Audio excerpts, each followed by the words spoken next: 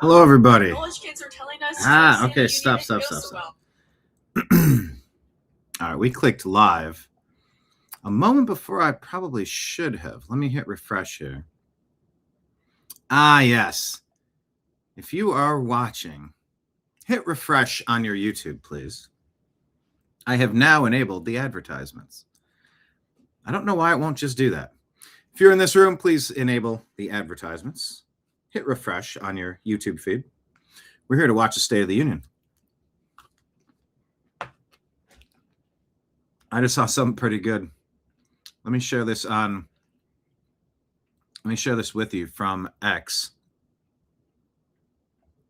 Pull up my profile. This is good. Brecca Stoll went around on Monday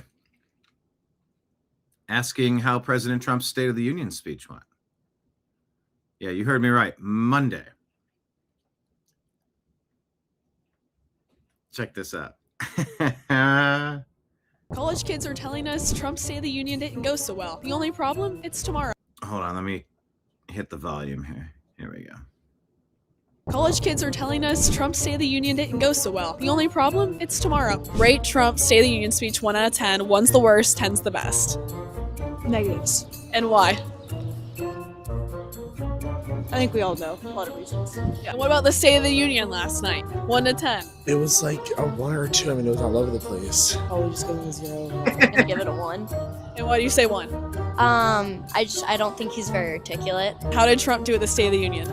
0. I'm gonna be real, I didn't watch it. I didn't really watch it much. I watched it for a little bit, but turned it off. The State of the Union last night. How was that? She watched it for a little I bit. didn't really watch it much. I watched it for a little bit, but I watched it for a little bit. You are dealing with non-playable characters at this point. Trump derangement syndrome is real. I watched it for a little bit. The thing that didn't happen.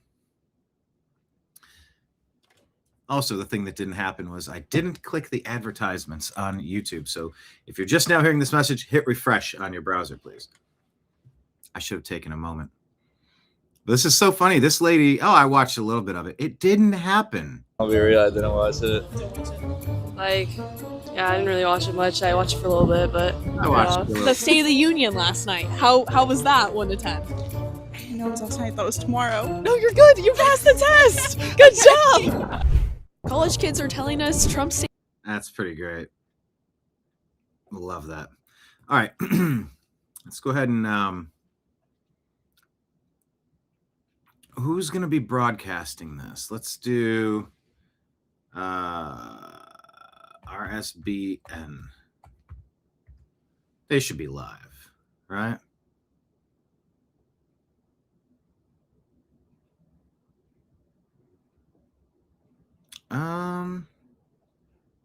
Yeah, they're live. Here, let's go to their feed. Writing within some of these bills that are coming out, right? One of the ones that they're trying to do in Florida, which if it passes in Florida, I'll be surprised, but What's I up, won't be. James Rowland. Oh my is a gosh, very free James, how are you? Is the GLP-1 companies, Novo Nordisk and Eli Lilly, are trying to get away with compounding. They're trying to force pharmacies, if they want to buy the bulk product, they have to buy it from the manufacturer. They're not going to sell the bulk product. It's that simple. Now they're starting with GLP-1s and they're going to move it into hormones. They can move it into ivermectin. They can move it into they can do whatever they want once they introduce a bill like that. And that's going to move away from compounding.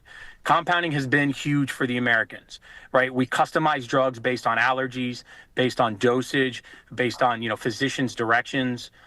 We can make something topical rather than oral. There's so many things we can do with compounding. And it's the biggest threat. This is just an advertisement. Okay, they're going to be live. Let me see if there's another feed I can find. State of the Union. Who else is streaming it? Oh yeah, remember this one? Never forget what President Trump has had to fight. Just in this clip alone, you have a Judas vice president traitor who is actively working to undermine him, and a Speaker of the House ripping up his speech on live TV after his State of the Union address. Third address to the nation tonight, just short of about an hour and a half. as we watch the interaction here. It comes in the middle of a huge week for the president as he hits his highest approval rating. Address to the nation tonight. That task was almost impossible for Nancy Pelosi to accomplish, tearing that.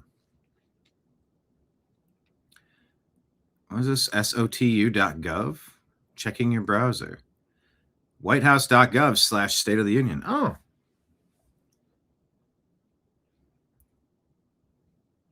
I'm not interested.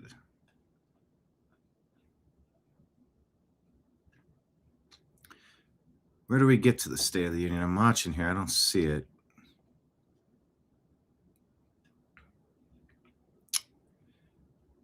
Right scoop.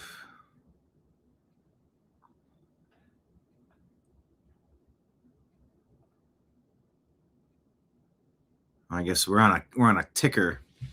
18 minutes away. Are we gonna do a drinking game today? We got to drink if President Trump brings up illegal aliens and extraterrestrial aliens.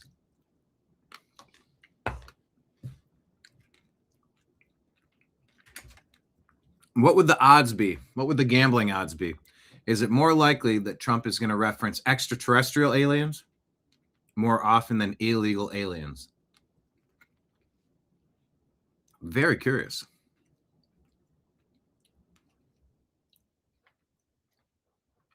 Hit like, hit subscribe, let some people know we be hanging out here. Let me pull up Right Side Broadcasting. I know they were on a commercial there. Let's go back. What are they talking about? As we continue coverage of this State of the Union, there's some interesting history with this requirement from the United States Constitution, and it used to come in the form of a letter. Most presidents prior to 1947 would actually send in a written statement based on the status and the state of where's the bingo card? The dawn of radio, let's find it. Television, changing all that over the course of many years, and the modern format, although FDR making famous those fireside chats, Harry Truman, the first of the modern presidents to bring you what you see today in this joint session of Congress.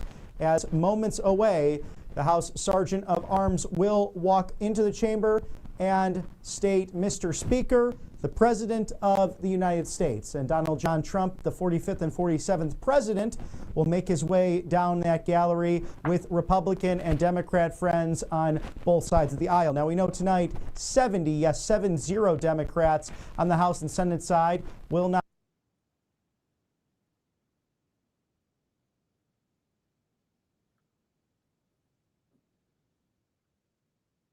What are we sipping on tonight?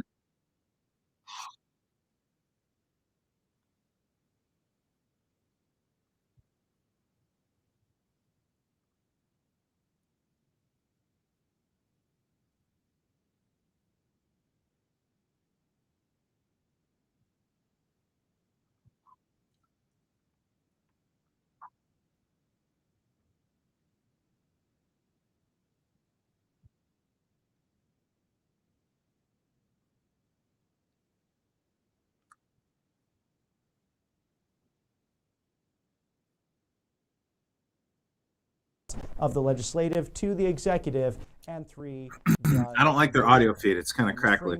Let me keep looking around, see if I can find a better one. 50 years old, even starting before the concept of when we became a country on the 4th of July in 1776, a major date which we celebrate. I think the State of the Union bingo that I had was from last year. Of the House chamber, where the president and first lady will be joined by many. When Trump lands a zinger, anytime someone says, people say, a communist refuses to stand or clap. Anytime Canada is insulted.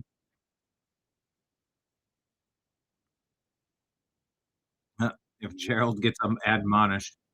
We interviewed Gerald out in Milwaukee.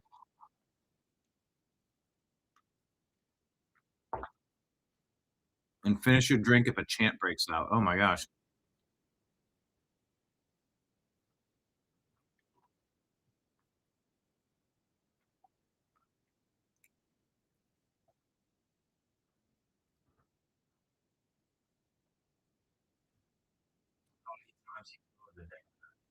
Well, come here, Taylor. We have if Trump says a scam or a hoax, if Trump says MAGA, Trump says Epstein, Machado, if Barron Trump attends, Trump says President Xi, Neil Gorsuch attends, Trump says Cole, speech is 60 to 70 minutes, Kennedy and autism, will Tucker be there? Crypto, Bitcoin, it's a lot of math. Greenland, are we still going after Greenland? Israel, Gaza. Whoa, will Nicki Minaj be there? Oh, we're gonna say Charlie Kirk. His wife is gonna be there. Yeah, Sleepy Joe. That's an old one. Oh, but he will say it from last year, though. China.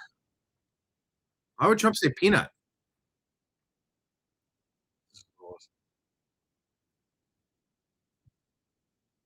Sony. Like video games?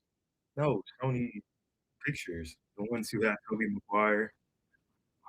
Yeah, because all the new Spider-Mans with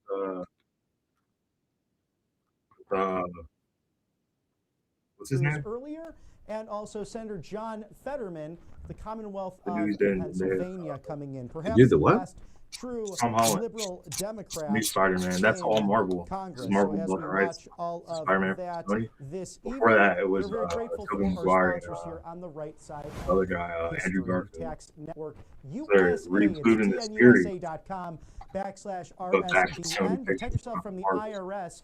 Call today. Didn't they have a black Spider-Man? Marv Morales or Yeah, a Latino guy? that one's Settle animated. those back taxes today. We have April 15th coming up right around the I'm corner. gonna start- So do you I'm owe gonna watch it on any back taxes on 13 businesses or minutes. even private accounts? Cool. Or have you filed every year but still You know, keep you want to be on owing? camera? What you watching? Did you retire and suddenly get hit? RSBN, with a Right tax Side bill that was Broadcasting Network. unexpected?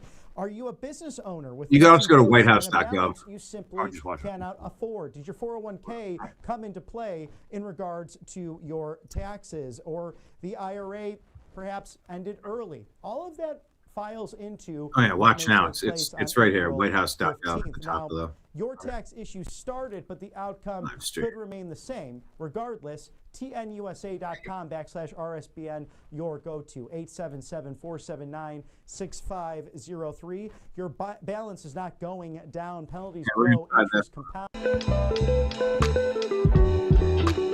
That is Izzy. People know you, Izzy.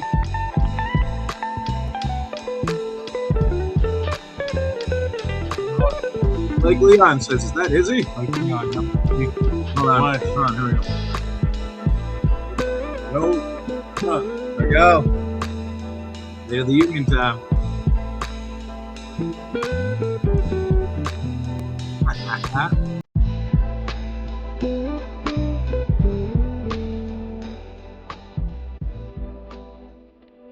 Alright, so this is the feed directly from the White House.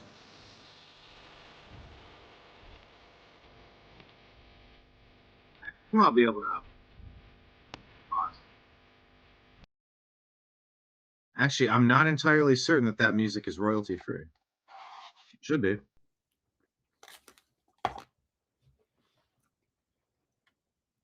I should probably mute it. All right, we got it muted for now. Keep looking for drinking bingo cards. And we'll keep it on RSBN. But we're now deep into that practice here on February 24th. And whether it's the Lenten observances or simply trying to be better in 2026, let's make this something we really move forward on. That's with clean water at covepure.com. Such an amazing company leading the way on reverse osmosis systems.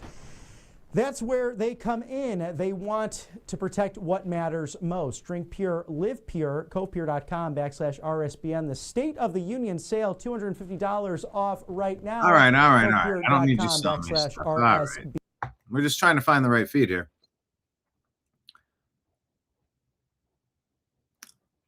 Yes, Izzy in the hizzy. He's got his glasses on so he can hear it really well. The better to hear you with, said the wolf.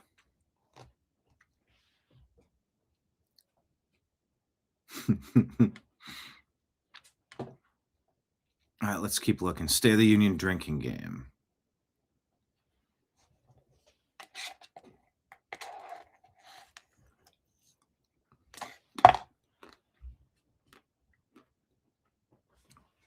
Hi, Nimbus. I know you want this. I know you want this, but it'll make you sick, buddy.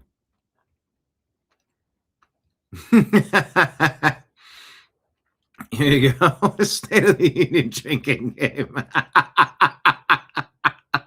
It's Cash Patel getting hammered with Team USA. Of course. Oh, boy. Oh, that's great. All right, we're about 9 minutes away from this starting. Hit like, hit subscribe. Remember, we have Rumble rants and super chats if anybody wants to get crazy in his house.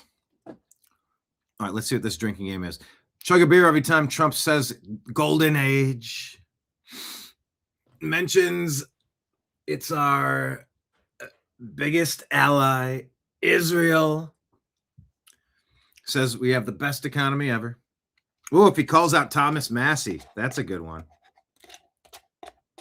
What a loser.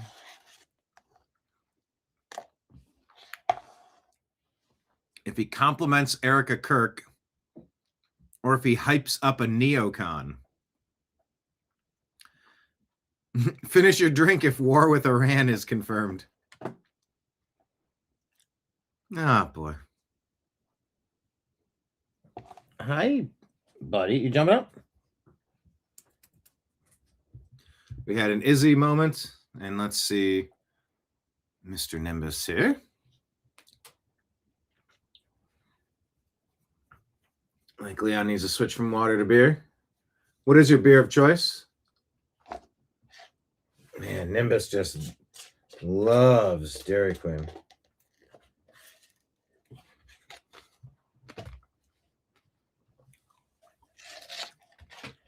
But his stomach does not love it. So he cannot have any. All right. Let's go back to RSBN.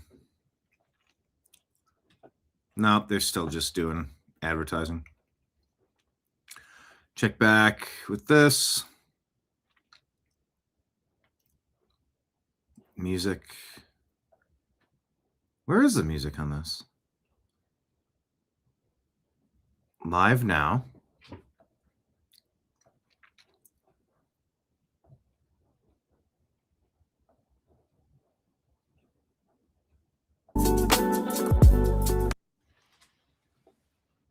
Okay, we'll watch it from the White House.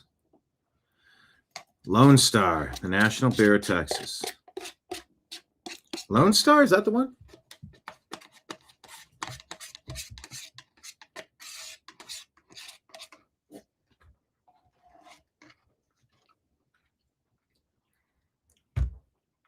Nimbus, you really can't have any of this.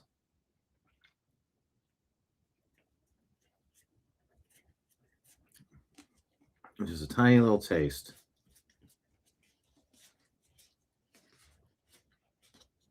Oh, I hope I don't regret this. Just a little. Hi. Okay. Hi. All right. Let's go to RSBN. I'm waiting for like some good commentary here. Nimbus is going. Yeah, drinking game. If he mentions the discombobulator or very bad people or Jeffrey Epstein, it's a hoax. A lot of people say. Ro Khanna's bringing a sex trafficker to the State of the Union. Spent 2 years recruiting girls for Epstein, an adult who sent her friends to be abused there. Anything for some political theater, right, Ro? Here, let's watch this. Hold on, Nimbus. Here we go. I wanted a fresh start. Haley Robson says she first met Jeffrey Epstein in 2002. She was an unsuspecting 16-year-old high schooler in West Palm Beach, Florida, when a classmate recruited her. I was told the more you do, the more you make. I was told, you know, it would be possibly in your bra and underwear, but it would just be a massage. She says the massage turned into something more when Epstein masturbated and fondled her. When he tried to take it further, she says she refused. That's when he offered to pay her $200 for every girl she brought to him. Hurt people hurt people. Robson says she went on to recruit 8 other girls. I brought the people that I hung out with. Did you think you were helping them? Yeah. When I was 16, I felt like, hey, you know, I made money. Like, do you guys want to make money? Therapist Randy Kogan has been working with Robson for the last 2 years. The guilt will never go away. There is not a day that goes by that I don't think about the other girls. I wanted a fresh start. Haley Robson says she first met Jeffrey Epstein in 2002. She was an unsuspecting life choices she decided to make. Whoa, Nimbus buddy, please.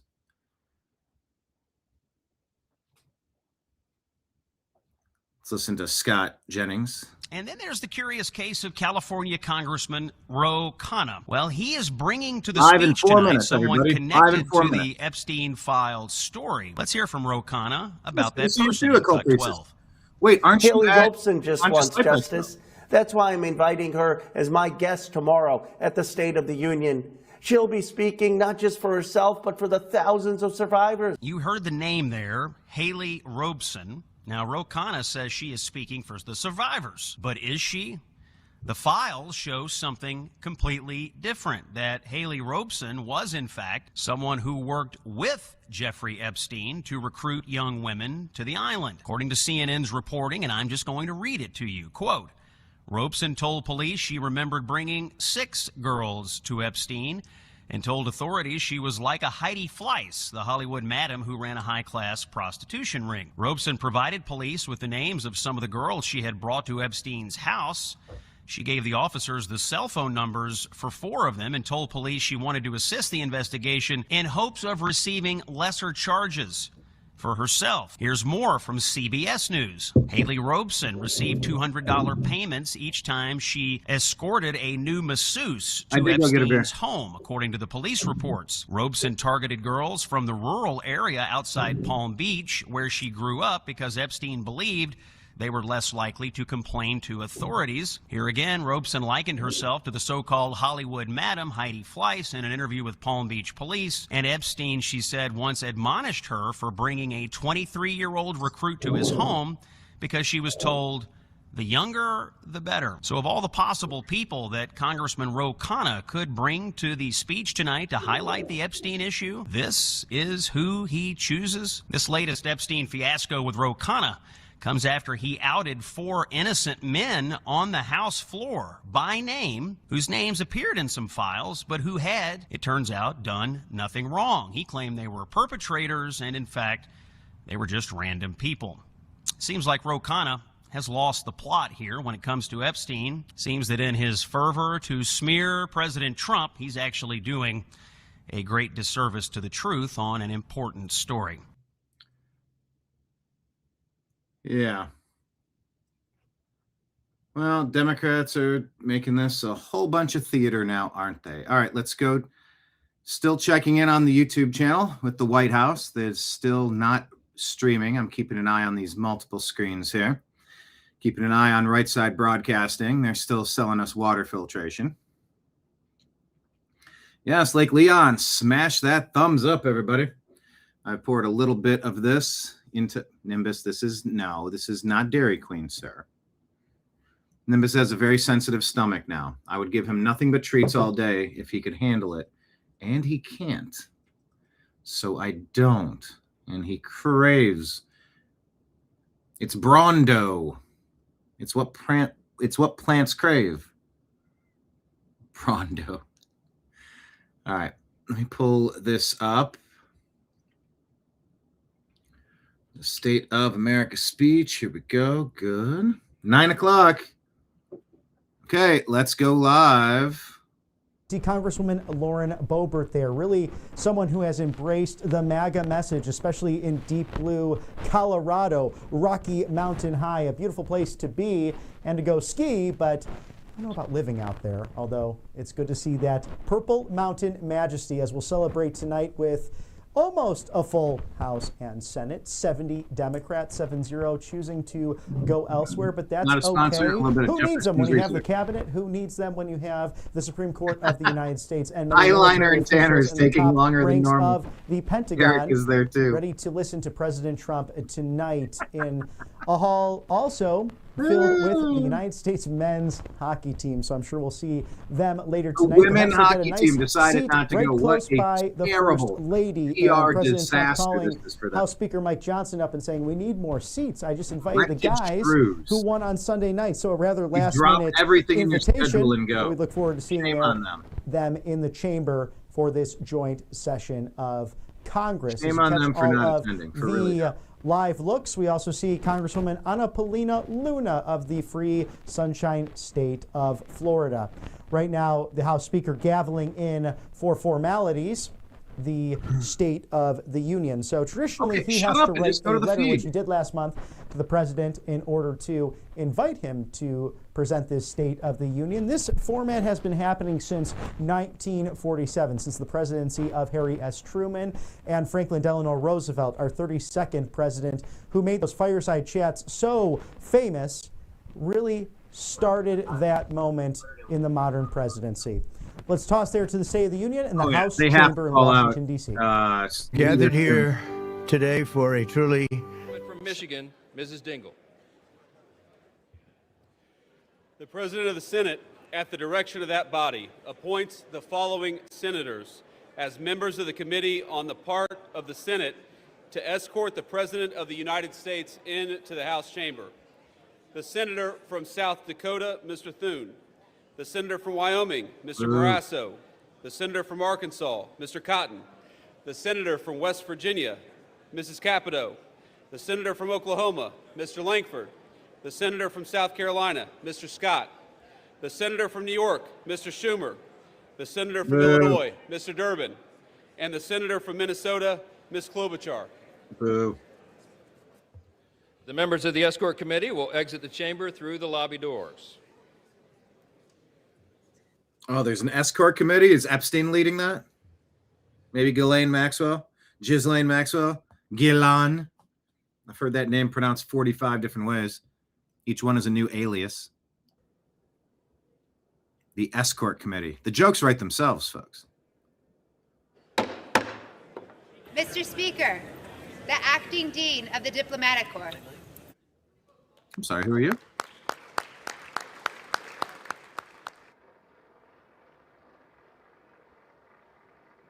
You look like an actress out of Dawson's Creek. What was that girl's name? Katie Holmes? Didn't it look like her a little bit? There's no sound. I don't know if there's... Is that intentional? White House feed still has nothing showing yet. For what it's worth. Now, they're saying it's 8:53 p.m. Eastern time. Why would it say it's 8:50? Wait, are we 10 minutes behind? Why would this be 10 minutes behind? All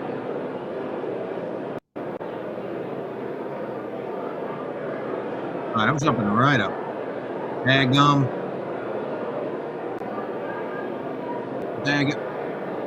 Thank you so much for being here. You know, I've had a little bit of problems with glyphosate. You know, President Trump is really a big fan of the glyphosate. But we did get rid of the artificial petroleum-based food products. He said, listen, you're Jack. I'm a little bit Jack. And you know what? Maybe we're going to jack up Iran together. But really, though, if President Trump doesn't stop the shit with this glyphosate, I might jack him up. I'm just saying.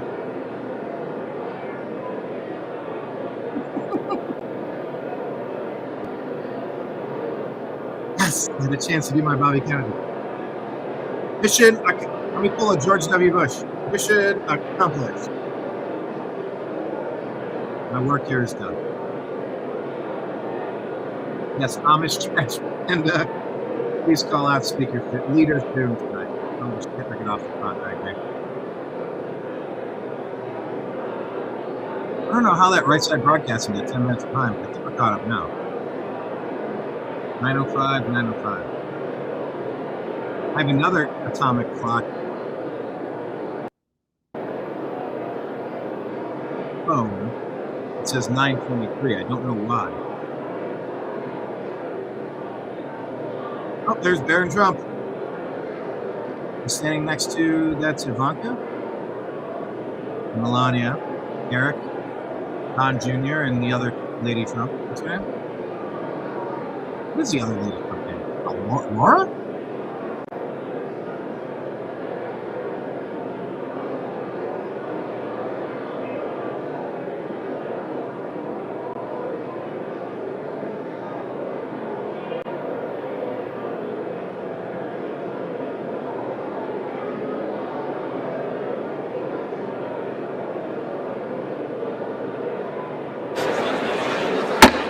All right, here we go. Mr. Speaker, the President of the United States. Hey! Hey, going, Tim. Tiffany Trump, thank you.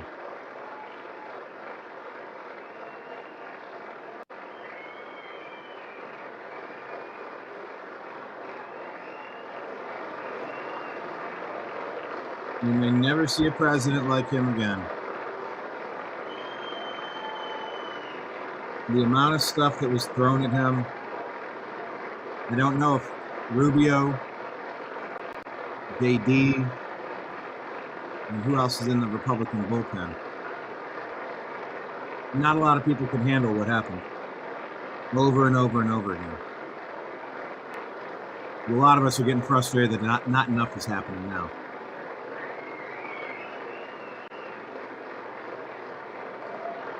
There's a theory we just got to get through these midterms, but we can't get through the midterms without the Save America Act. You got to stop the fraud.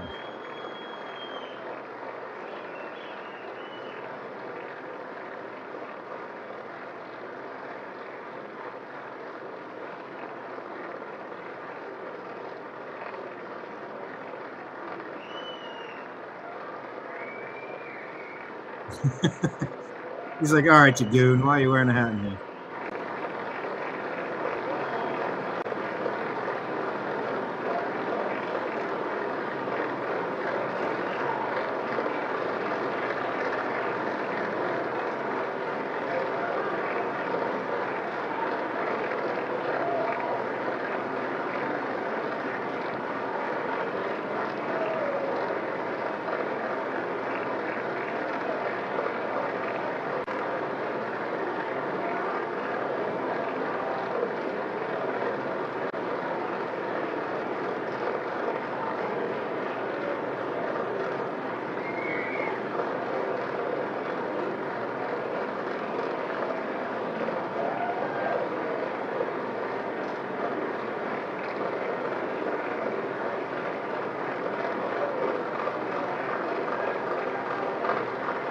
He's looking pretty serious. Hair a little disheveled.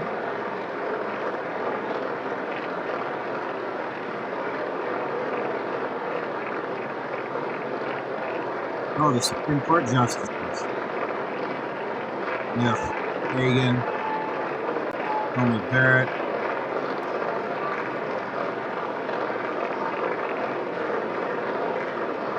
I don't think she likes him at all. Now, are these finally some military people that he likes? And so many traitors in the ranks. All right, Trump taking the podium, the lectern.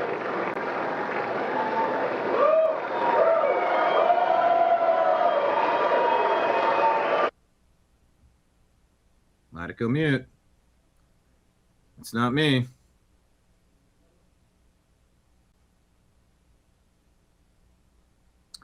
A little weird that it went mute. There we go.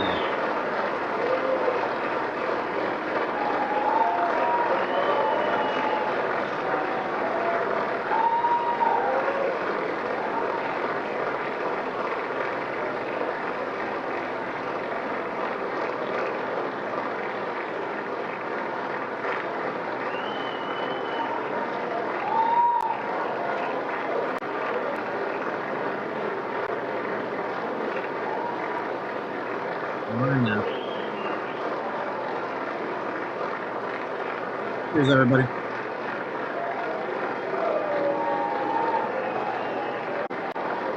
Ooh, I need like a water glass.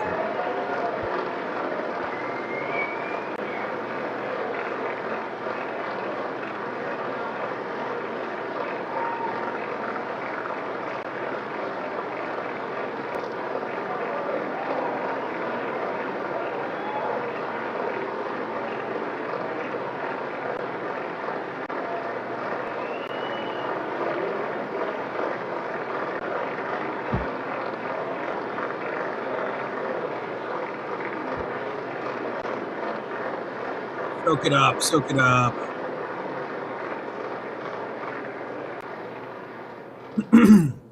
Members of Congress, I have the high privilege and distinct honor of presenting to you the President of the United States.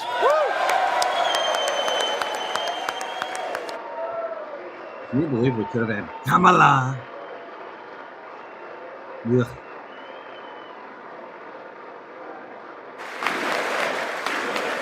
There's a chance to perk up.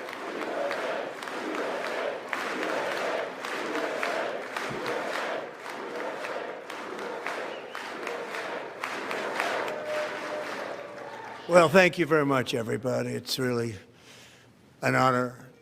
Speaker Johnson, Vice President Vance, First Lady of the United States. You want to watch the movie? I did actually intend to, and my schedule didn't allow it.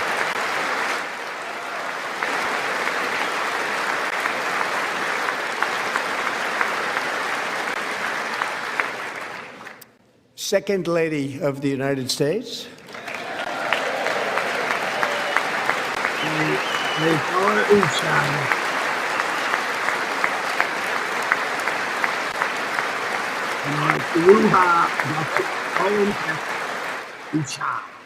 Members of Congress and my fellow Americans, our nation is back, bigger, better, richer, and stronger than ever before. Bigger and blacker. That's right. Had a great comedy special. Bigger and blacker. Less than 5 months from now, our country will celebrate an epic milestone in American history, the 250th anniversary of our glorious American independence. This July 4th, we will mark 2.5 centuries of liberty and triumph, progress and freedom in the most incredible and exceptional nation ever to exist on the face of the earth. And you've seen nothing yet. We're going to do better and better and better. This is the golden age of America.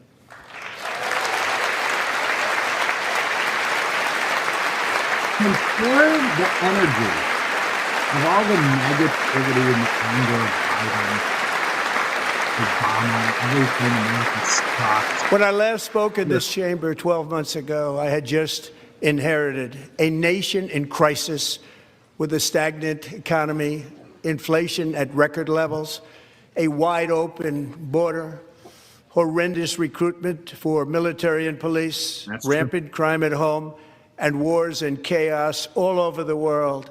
But tonight, after just 1 year, I can say with dignity and pride that we have achieved a transformation like no one has ever seen before, and a turnaround for the ages. It is indeed a turnaround for the ages.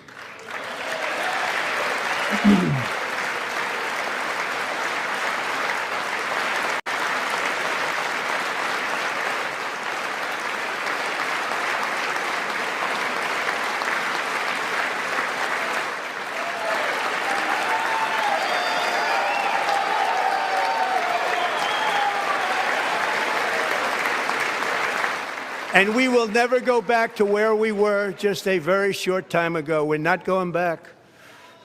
Today, our border is secure.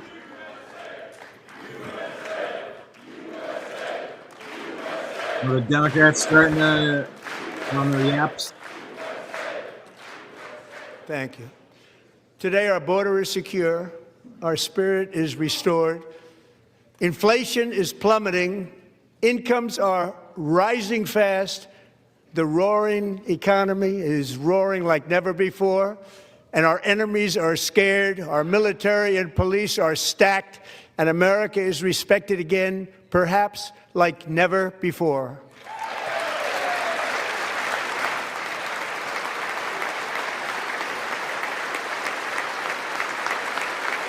Like never before. After 4 years in which millions and millions of illegal aliens poured across our borders, totally unvetted and unchecked, we now have the strongest and most secure border in American history by far.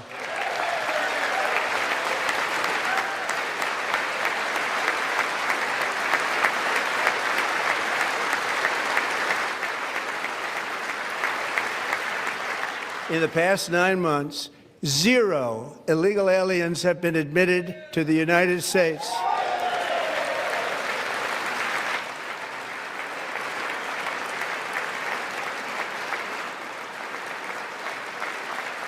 Al Green escorted out already. He's such a dork. But we will always allow people to come in legally, people that will love our country and will work hard to maintain our country. I'm a bit of a teetotaler. I don't drink, but I tell my drinker friends, maintain, bro. Maintain. The flow of deadly fentanyl across our border is down by a record 56% in 1 year.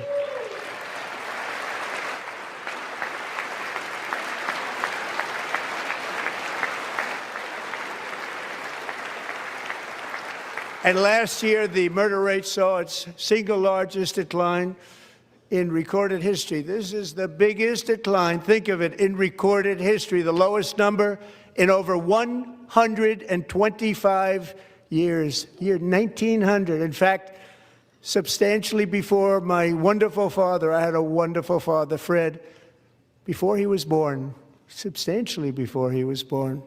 That's a long time ago. He wouldn't like me to say that, but that's a long time ago.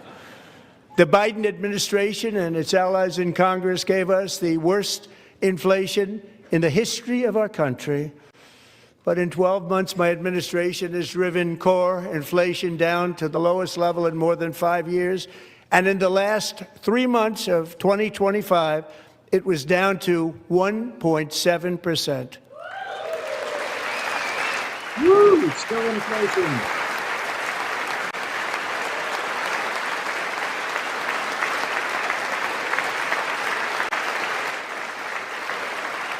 Gasoline, which reached a peak of over $6 a gallon in some states, under my predecessor, it was quite honestly a disaster, is now below $2.30 a gallon in most states, and in some places, $1.99 a gallon. And when I visited the great state of Iowa just a few weeks ago, I even saw $1.85 a gallon for gasoline.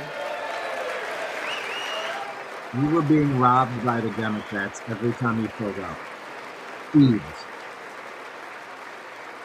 They artificially inflated the price. Mortgage rates are the lowest in 4 years and falling fast, and the annual cost of a typical new mortgage is down almost $5,000 just since I took office. 1 year. Not enough.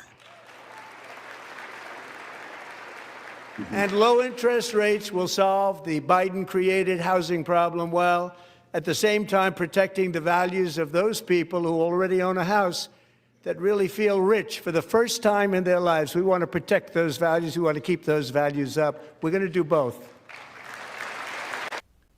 You know, I thought about the 50-year mortgage. And we are going to keep it that way. The stock market has set 53 all-time record highs since the election. Think of that. 1 year.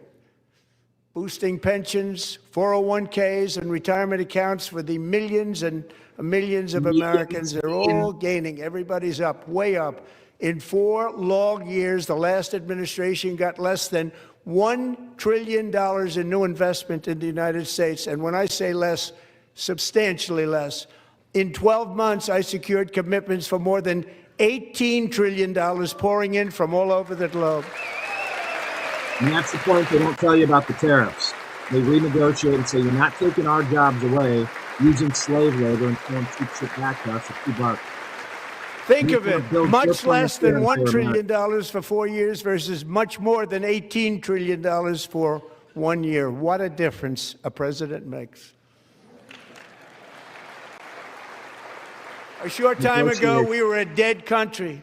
Now we are the hottest country anywhere in the world, the hottest. And a lot of people say, Puerto Vallarta, it's literally burning a little hotter. As thousands of new businesses are forming in factories, plants, and laboratories are being built, we have added 70,000 new construction jobs in just a very short period of time. It's getting bigger and bigger and stronger. Nobody can believe what they're watching. American oil production is up by more than 600,000 barrels a day, and we just received from our new friend and partner, Venezuela, more than 80 million barrels of oil. And only 20% of that is for Al Green's greasy scalp.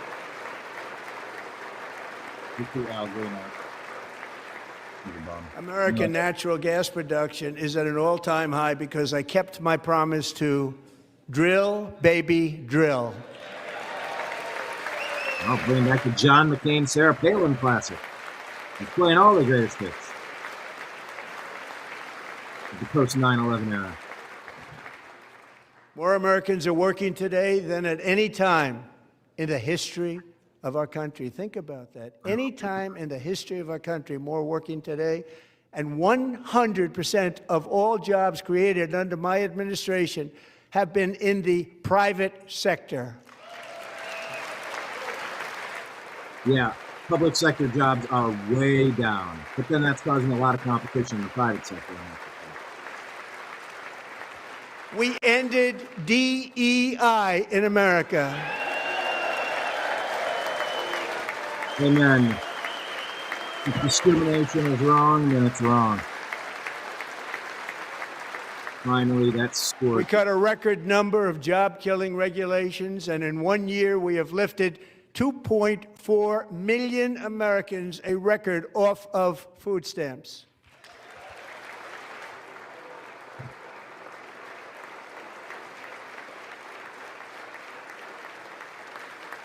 And for all of these reasons, I say tonight, members of Congress, the state of our union is strong.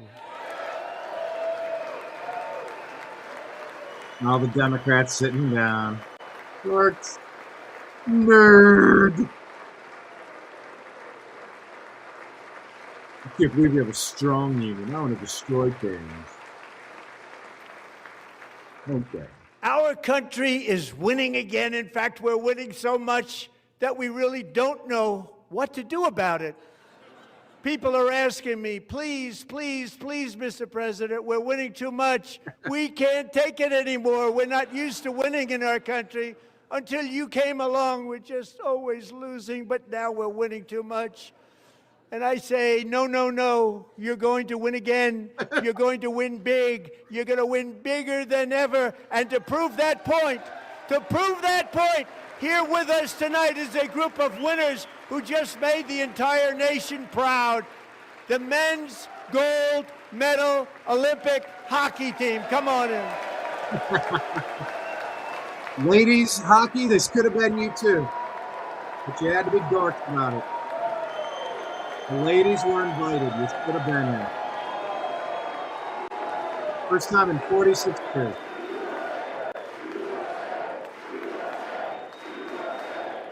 Gold medalist. Well, they only let 6 of them in? 8 of them in?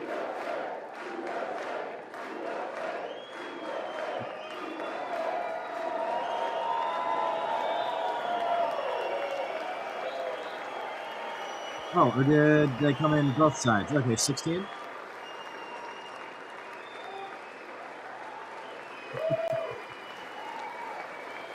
A lot of winning. We might go overtime today, but that's okay. So did the men's hockey team. Beating those losers to the north. Canada. I'm alive. I'm alive.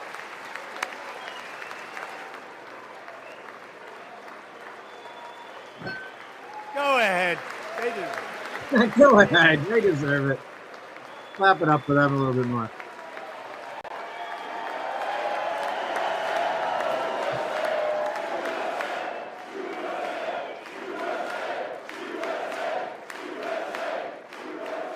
Go team.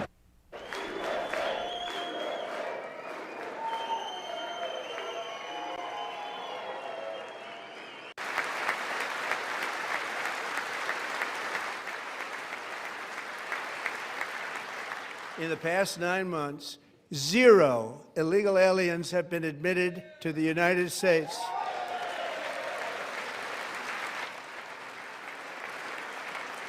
Oh, am I behind? This one did it too.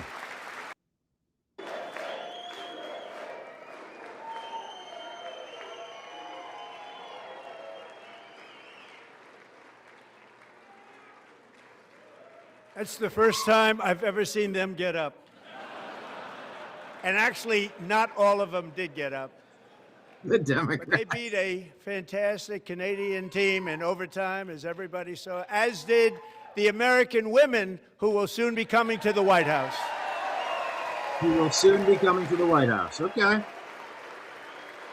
They're trying to play it nice, I guess.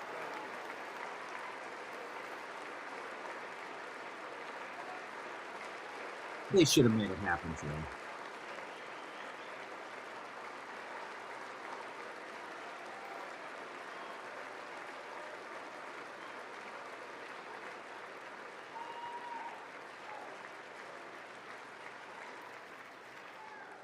They were in the Oval Office before, and I just want to say a second very big congratulations to Team USA. But I have to say that, and I told them this, and we took a vote of the team. I said, anybody votes no, I'm not doing it. So they stood there, and they weren't about to say no, because I've never seen a goaltender play as well as goalie Connor Hellebuck.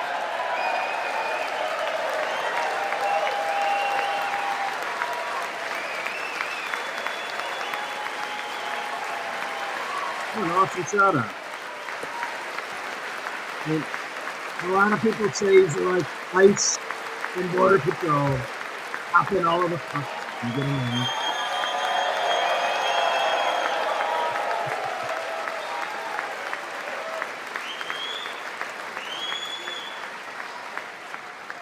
Think of it, 46 shots on goal, and I asked him, the one shot, the one where you put your stick in the back and it hit the neck of your stick and bounced off.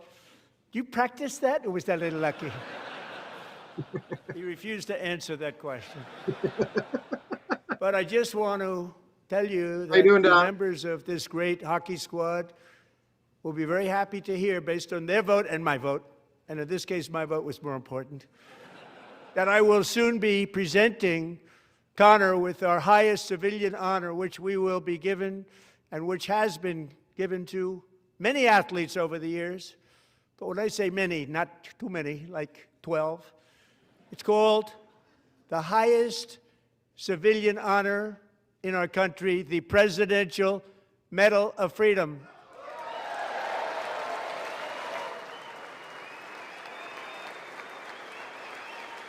That's awesome.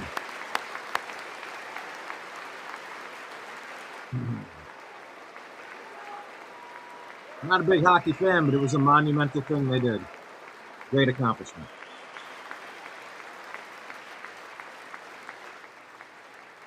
Great athletes have gotten that, very great, the best, and I thought he deserved it. And I did take a vote, every single one of them. I said, I'm not giving it if anybody goes no, and every single one of them rapidly put up their hand.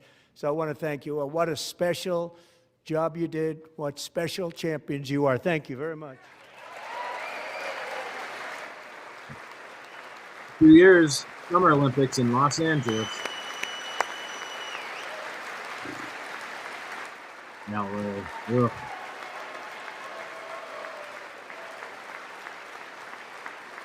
let's see how LA perform. I'm also pleased to say that the next time the Olympic torch is lit, it will be here in America for the 2028 Olympics, and it's the summer version right in Los Angeles. We're going to do a good job in Los Angeles. After you run it.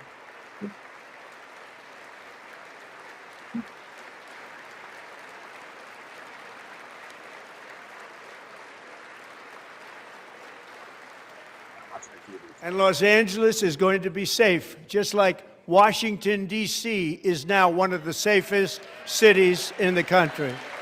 All it took was giving a check. Go figure. And this year, and I must say I got them both. I got them in my first term, and I was disappointed because I didn't think I'd be the president when this happened. But strange things took place. And now I've got them because I got the Olympics and I got the 2026 FIFA World Cup. And I wanted to claim the 250th, but I didn't get away with that one. I couldn't claim that one for myself. But we're getting the World Cup. So we have the World Cup and the Olympics coming. And that is exciting news.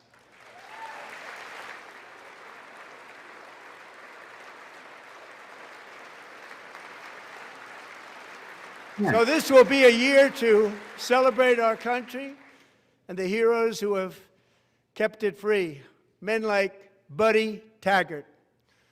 At age 17, Buddy volunteered to defend America in World War II, serving in the Pacific under the great General Douglas MacArthur. He fought bravely in the famous Battle of Manila, worked so hard. He was badly wounded and almost killed by enemy machine guns in Luzon. And 81 years ago this month, he liberated the largest internment camp in the Philippines, one of the largest anywhere in the world. But he earned many honors, including a Purple Heart and a Bronze Star, came home, started a family, and tonight he is in the gallery looking forward to July 4th, 2026, his 100th birthday. Oh, wow. 100 years young, next to Melania.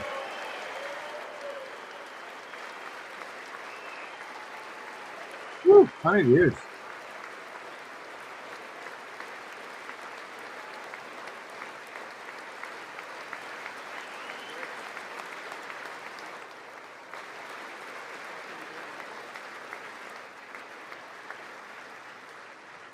So, Buddy, you're a brave man, and we salute you. Yeah, Even bud. in times of challenge, setback, and immense heartache, the spirit of 1776 has always shone through very brightly.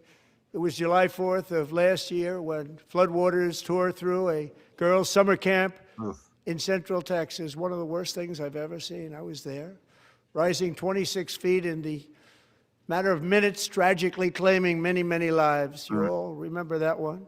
As the waters threatened to sweep her away, 11-year-old Millie Kate McClelland closed her eyes and prayed to God. She thought she was going to die. Those prayers were answered when Coast Guard rescue swimmer Scott Ruskin descended from a helicopter above. Nobody knew where he came from. It was Scott's first ever rescue mission, a young guy, but very brave. I remember Very, very top, always top in his class. And he lifted not just Millie Kate, but 164 others to safety.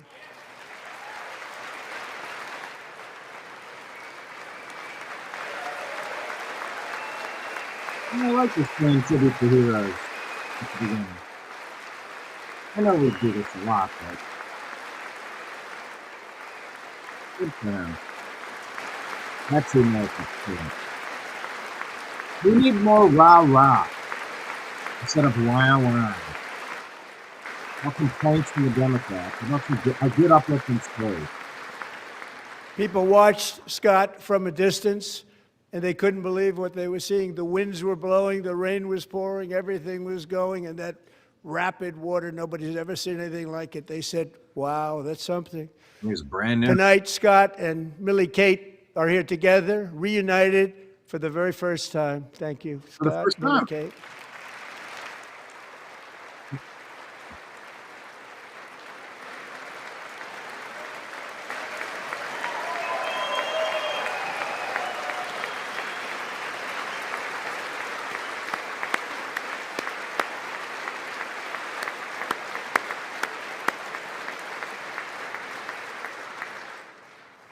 And Petty Officer Ruskin, I'm pleased to inform you that I am now awarding you the Legion of Merit for extraordinary heroism, which is what it was, extraordinary heroism. Thank you.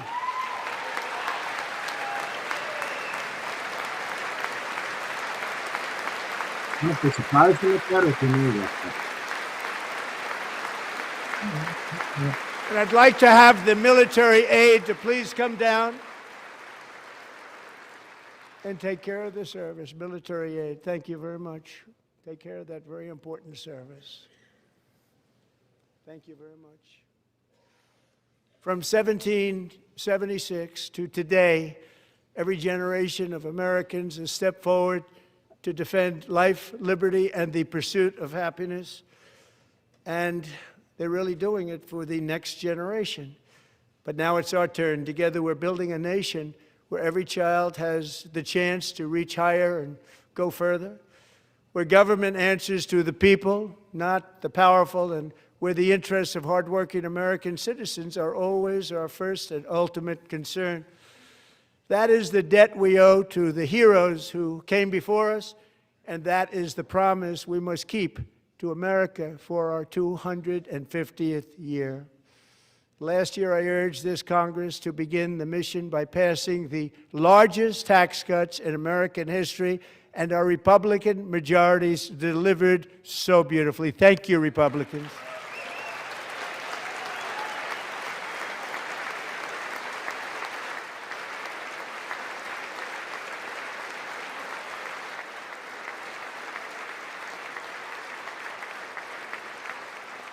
All Democrats, every single one of them, voted against these really important and very necessary, massive tax cuts.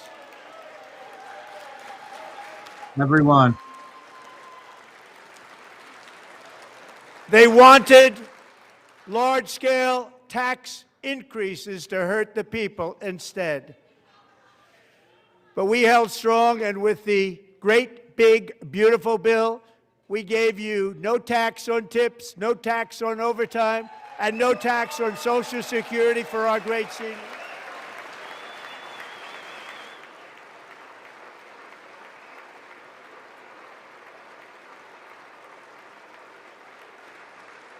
It's insane that you would tax Social Security. That makes no sense. And we also made interest on auto loans tax deductible the first time, but only if the car is made in America.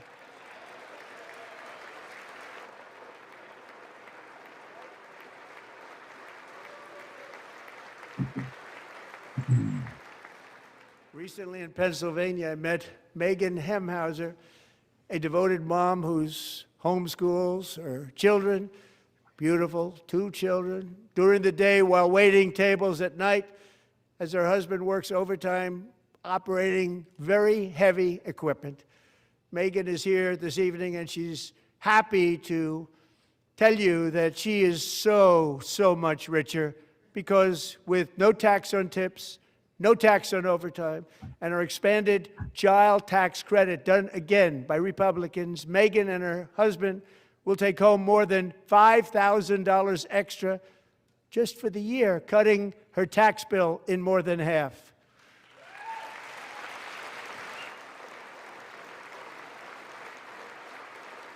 Megan, please stand up. We're fighting for you, Megan.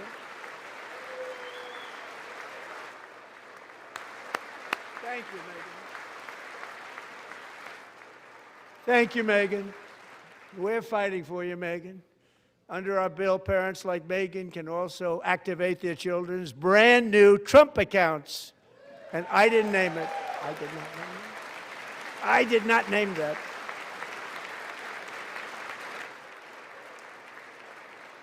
Nobody believes me, but I did not name it. It was named by a very tall man sitting right there in the 3rd row. Nice man, a good man. Tax-free investment accounts for every American child. This is something that's so special and has taken off and gone through the roof.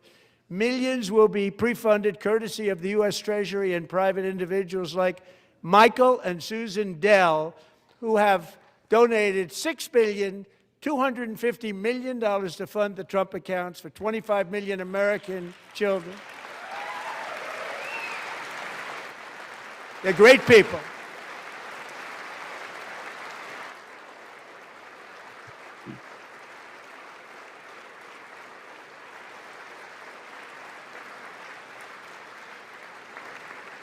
You know, I asked Michael Dell, how do you make all that money? He said, well, I just sat on my dorm in school, and I made computers, and I'd sell them to people. And I just kept selling and selling and selling, and pretty amazing story. That's called the American dream. He sold a lot of computers, a lot of those laptops, so I congratulate him on that, but I really thank him and Susan, as well as others like Brad Gerstner, a very tremendous guy. He was behind it right from the beginning. Brad Gerstner, thank you, Brad.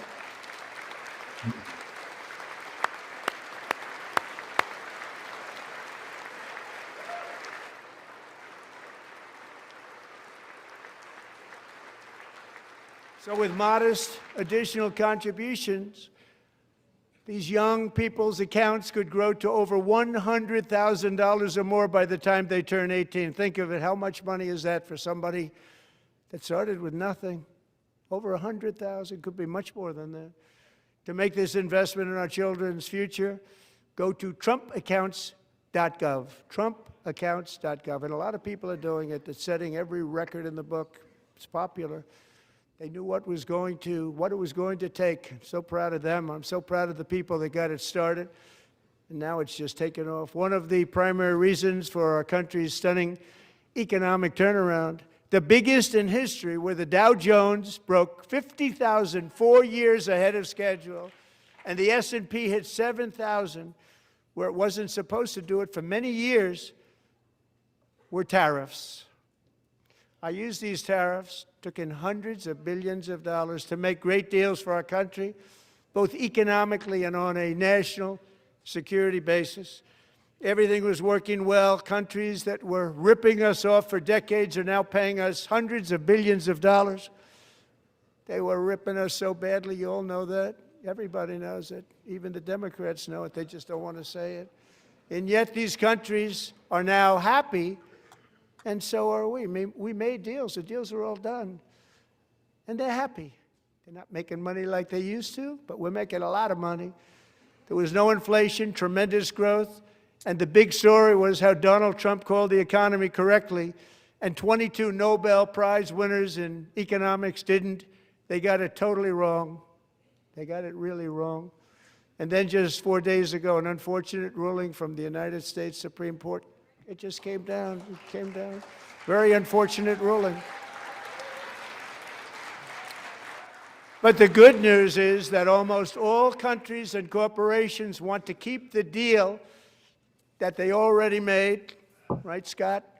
Knowing that the legal power that I, as president, have to make a new deal could be far worse for them, and therefore they will continue to work along the same successful path that we had negotiated before the Supreme Court's unfortunate involvement.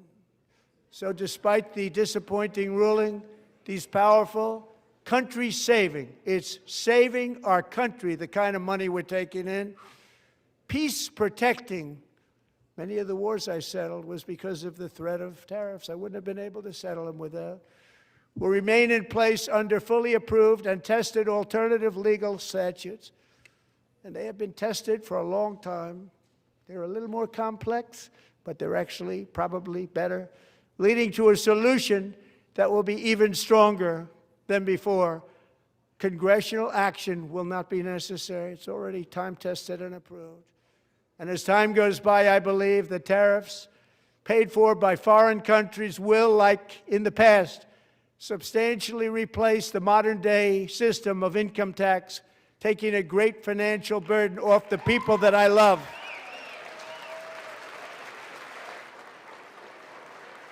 You're never allowed an income tax. Federal Reserve, ADL, all that stuff became in 1913.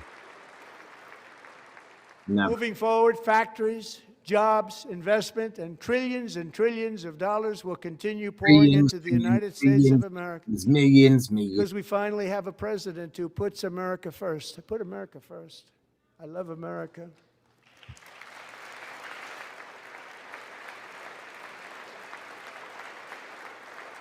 Democrats love America, yeah. No one girl, she's right. For decades before I came along, we had the exact opposite. From trade to healthcare, from energy to immigration, everything was stolen and rigged in order to drain the wealth out of the productive, hardworking people who make our country great, who make our country run. Under Biden and his corrupt partners in Congress and beyond, it reached a breaking point with the Green New scam, open borders for everyone.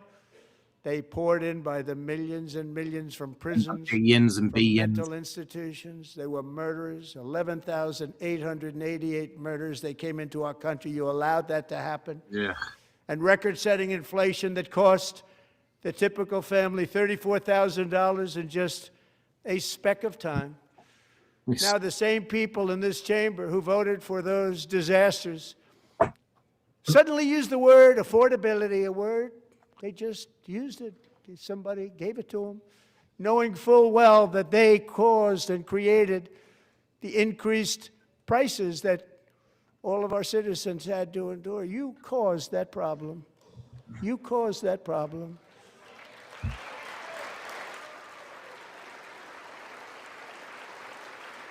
We all know that they caused it.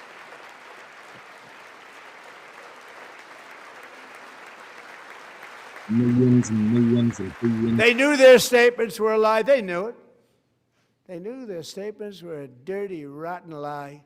Their policies created the high prices.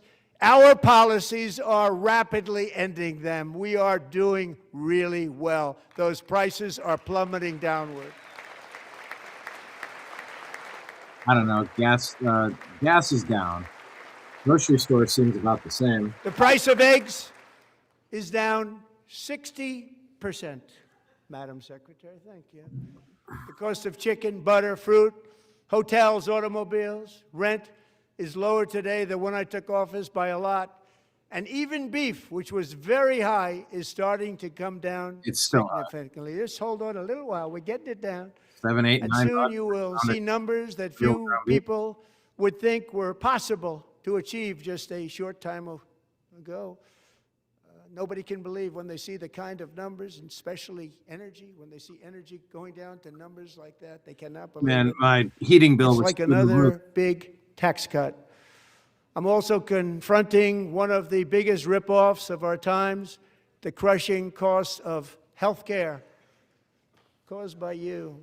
Since the passage of the Unaffordable Care Act, By you. sometimes referred to as Obamacare, big insurance companies have gotten rich. It was meant for the insurance companies, not for the people.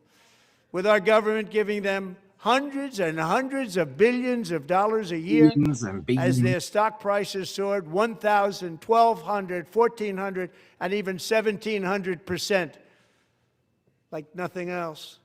That's why I introduced the great health care plan. I want to stop all payments to big insurance companies and instead give that money directly to the people so they can buy their own health care, which will be better health care at a much lower cost.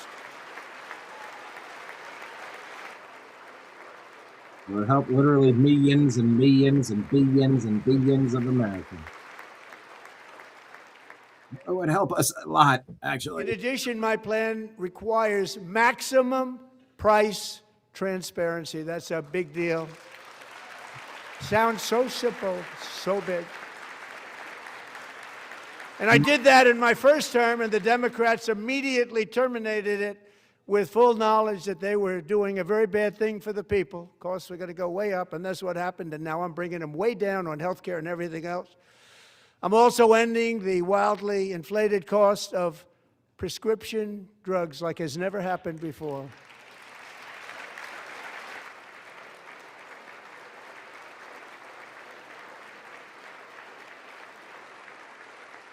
Other presidents tried to do it, but they never could. They tried. Most didn't try, actually. But they tried. They said they tried. They couldn't do it. They didn't even come close. They were all talk and no action, but I got it done.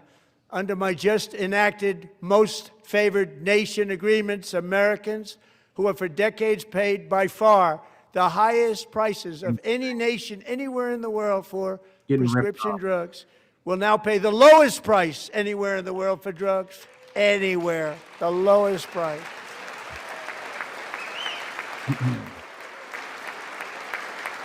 I like the most favored nation of drug pricing. We were subsidizing every other. So in my first year of the second term, should be in my third term, but strange things happen. I took prescription drugs, a very big part of healthcare, from the highest price in the entire world to the lowest. That's a big achievement. The result is price differences of 300, 400, 500, 600% and more, all available right now at a new website called TrumpRx.gov. And I didn't name that one either, by the way. Sure you didn't. And here tonight is the very first customer ever to get that big discount, and it is big, Catherine Rayner. For 5 years, she and her husband have struggled with infertility, and they turned to IVF. One drug has been costing Catherine $4,000 to purchase, but a few weeks ago, she logged onto the TrumpRx website and got that same drug that cost $4,000, got it for under $500, a reduction of much more, actually, than $3,500. Catherine, we are all praying for you, and you're going to be a great mom. A great mom.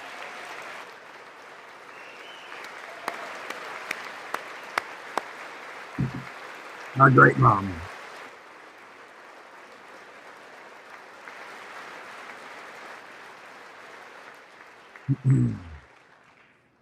So now I'm calling on Congress to codify my most favored nation program into law. Now, the one thing, I'm not sure it matters because it's going to be very hard for somebody that comes along after me to say, let's raise drug prices by 700 or 800%. They will, though. But John and Mike, if you don't mind, codify it anyway. They may do it. Codify it anyway. John, Thank get to you. work. Many Americans are also concerned that energy demand from AI data centers could unfairly drive up their electric utility bills. Tonight, I'm pleased to announce that I have negotiated the new Ratepayer Protection Pledge. You know what that is? We're telling the major tech companies that they have the obligation to provide for their own power needs. They can build their own power plants as part of their factory. It shouldn't be that they so that could, no they one's must. prices will go up. And in many cases, prices of electricity will go down for the community, and very substantially down. This is a unique strategy never used in this country before. We have an old grid. It could never handle the kind of numbers, the amount of electricity that's needed.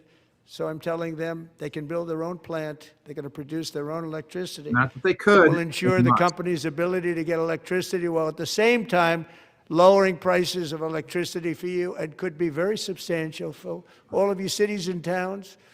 You're going to see some good things happen over the next number of years.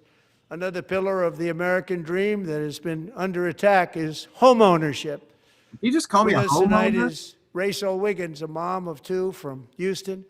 She placed bids on 20 homes and lost all of those bids to gigantic investment firms that bypassed inspection, paid all cash, and turned those houses into rentals, stealing away her That's screwed up. American dream. She was devastated.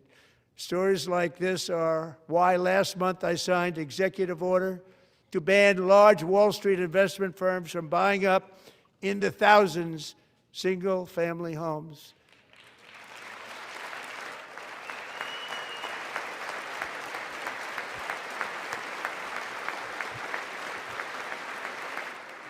And now I'm asking Congress to make that ban permanent, because homes for people, really, that's what we want. We want homes for people, not for corporations. Corporations are doing just fine. Rachel, thank you very much. Good luck with your home. You'll get one soon. Lower those interest rates to 1%. Get rid of interest altogether. We're also working to make it easier for Americans to save for retirement. And under this administration, we will always protect Social Security and Medicare. They are not protecting it for our seniors. We will always protect Social Security, Medicare, Medicaid.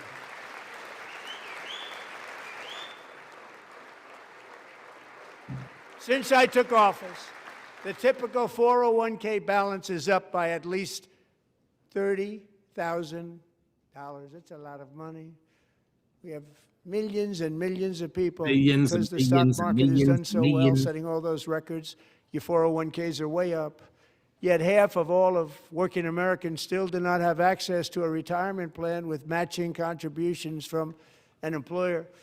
To remedy this gross disparity, I'm announcing that next year my administration will give these often forgotten American workers, great people, the people that built our country, access to the same type of retirement plan offered to every federal worker. We will match your contribution with up to $1,000 each year. As we ensure that all Americans can profit from a rising stock market, let's also ensure that members of Congress cannot corruptly profit from using insider information.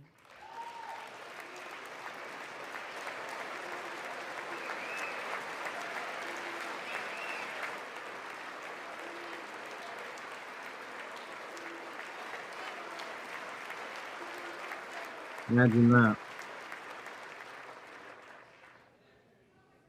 They stood up for that. I can't believe it. I can't believe it. Did Nancy Pelosi stand up if she's here? I don't know. Doubt it. Pass the Stop Insider Trading Act without delay. All right. All right. Calling her out directly. I wasn't sure if anybody, even on this side, was going to applaud for that. If anybody. I'm impressed. Thank you. I'm very impressed. But when it comes to the corruption that is plundering, it's plundering America. There's been no more stunning example than Minnesota, where members of the Somali community have pillaged an estimated $19 billion from the American taxpayer. Oh, we have all the information. And in actuality, the number is much higher than that. And California, Massachusetts, Maine, and many other states are even worse. This is the kind of corruption that shreds the fabric of a nation, and we are working on it like you wouldn't believe. So tonight, although started 4 months ago, I am officially announcing the war on fraud to be led by our great Vice President, J.D. Vance. War on fraud. We'll save those billions and billions.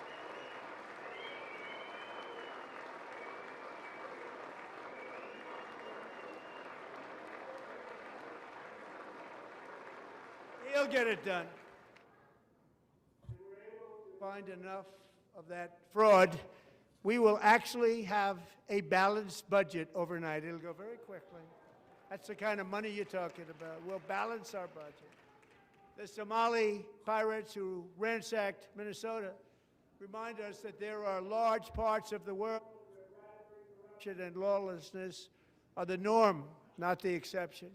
Importing these cultures through unrestricted immigration and open borders brings those problems right here to the USA.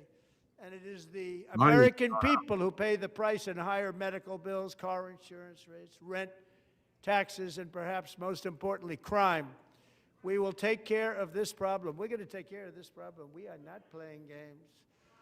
Delilah.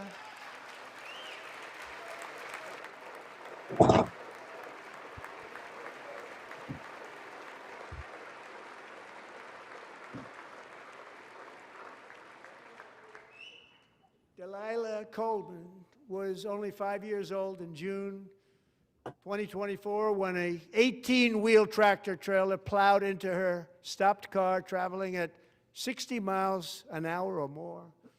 The driver was an illegal alien let in by Joe Biden and given a commercial driver's license by open borders politicians in California.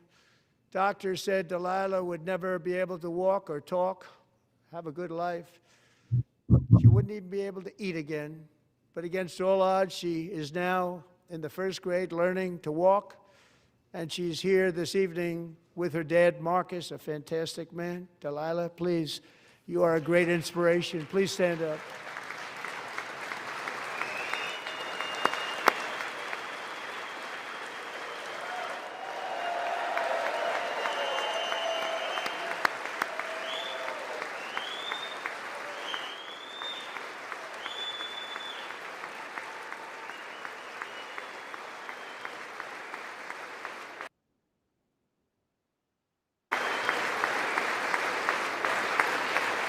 think the audio is better over here.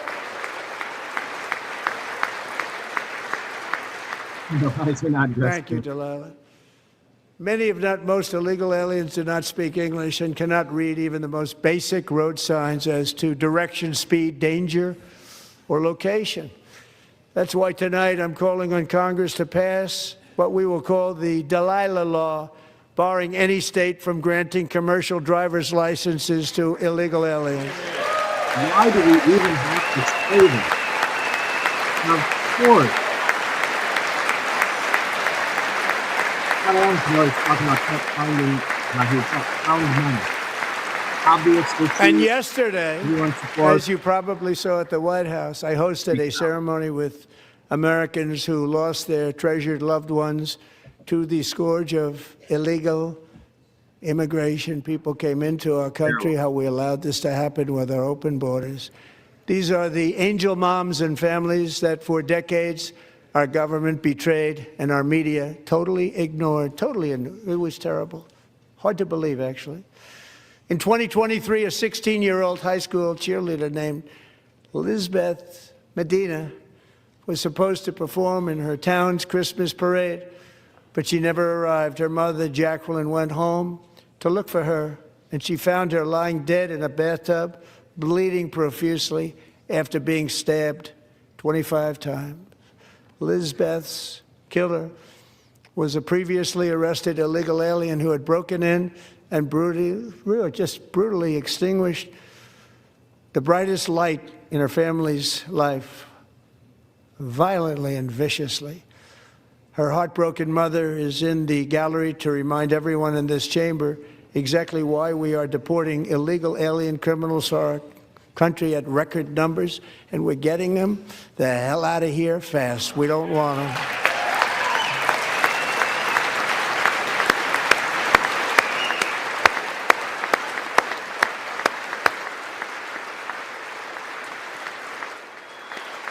Makes me so angry.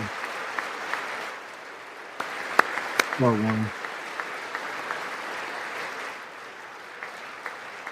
Thank you very much, Jacqueline. Thank you. We can never forget that many in this room not only allowed the border invasion to happen before I got involved, but indeed they would do it all over again if they ever had the chance. If they ever got elected, they would open up those borders to some of the worst criminals anywhere in the world. The only thing standing between Americans and a wide open border right now is President Donald J. Trump and our great Republican patriots in Congress. Thank you. Thank you.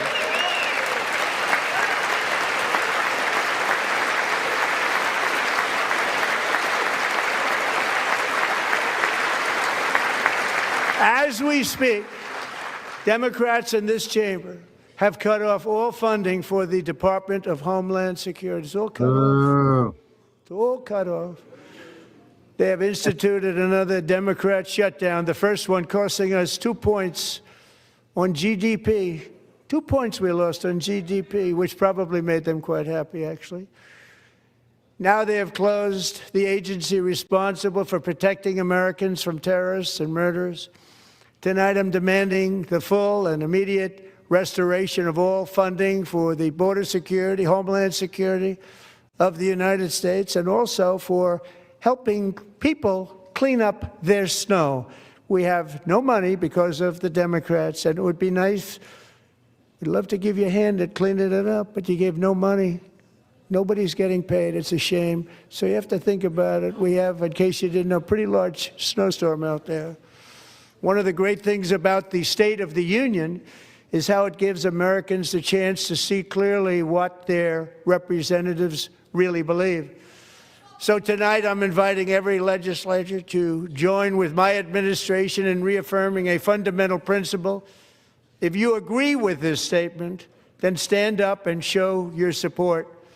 The first duty of the American government is to protect American citizens, not illegal aliens. If you agree with this statement, stand up. No, the guns are not standing. Gotcha. Come on, man. They don't work for you. They hate you. They're trying to replace you.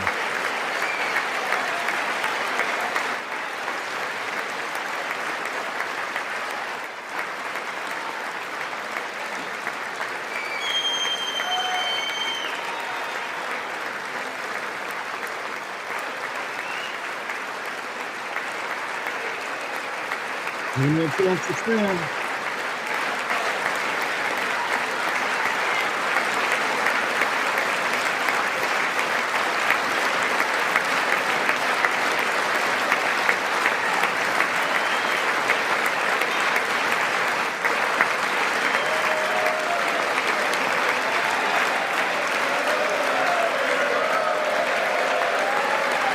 I'm giving you all the time in the world. You're just staring at me. This is good. Here's your advertising campaign for the midterm. That's your midterm. Let's do this. Let it go for another 5 minutes. Let it go. This is absurd. Look at you assholes. I love this.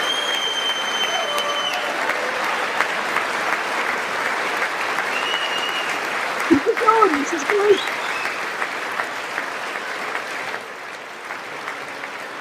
Don't sit. Keep it going. Isn't that a shame? You should be ashamed of yourself not standing up. You should be ashamed of yourself. That is why I'm also asking you to end deadly sanctuary cities that protect the criminals and enact serious penalties for public officials who block the removal of criminal aliens. In many cases, drug lords, murderers all over our country, they're blocking the removal of these people out of our country, and you should be ashamed of yourself. They have no shame, and they should be ashamed of themselves. They're traitors. They are not even a political party. Domestic terrorists. Everything they do is to ruin this country. Everything they do.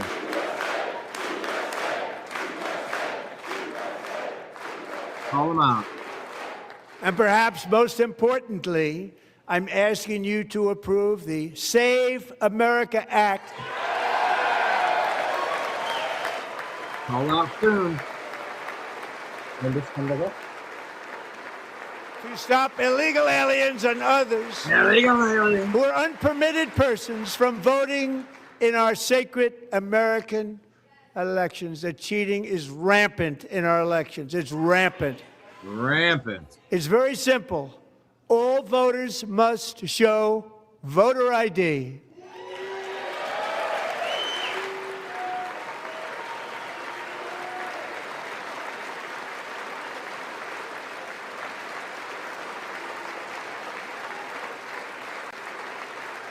All voters must show proof of citizenship in order to vote.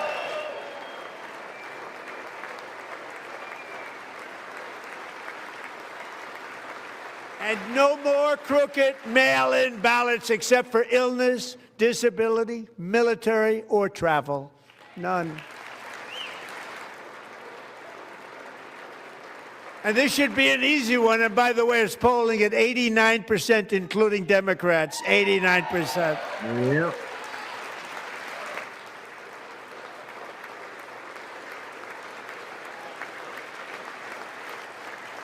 And even the new communist mayor of New York City, I think he's a nice guy, actually. Speak to him a lot. Bad policy, but nice guy. Just said they want people to shovel snow. They got hit hard.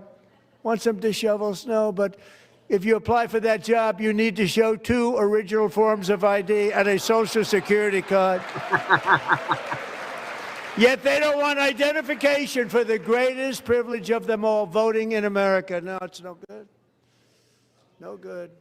Both Republicans and Democrats overwhelmingly agree on the policy that we just enunciated. And Congress should unite and enact this common sense, country-saving legislation right now, and it should be before anything else happens. Immediately. You give everybody time to get their documents in order. Do it and do it now.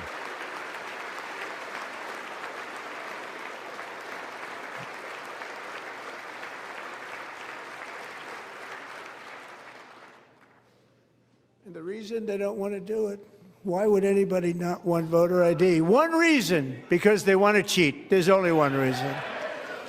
They make up all excuses. They say it's racist. They come up with things. You almost say, what imagination they have. They want to cheat. They have cheated. And their policy is so bad that the only way they can get elected is to cheat. And we're going to stop it. We have to stop it, John. Okay, good. He called Thune out by name. You got to stop it, John. That's John Thune. Thank you, Trump. You got it, Lake Leon. And here is one more opportunity to show common sense in government. In the gallery tonight are Sage Blair and her mother, Michelle. In 2021, Sage was 14 when school officials in Virginia sought to socially transition her to a new gender, treating her as a boy and hiding it from her parents. No, Hard to believe, isn't that's it? a crime. Before long, a confused Sage ran away from home after she was found in a horrific situation in Maryland. A left-wing judge refused to return Sage to her parents because they did not immediately state that their daughter was their son. Sage was thrown into an all-boys state home and suffered terribly for a long time. But today, all of that is behind them because Sage is a proud and wonderful young woman with a full-ride scholarship to Liberty University. Sage and Michelle, please stand up.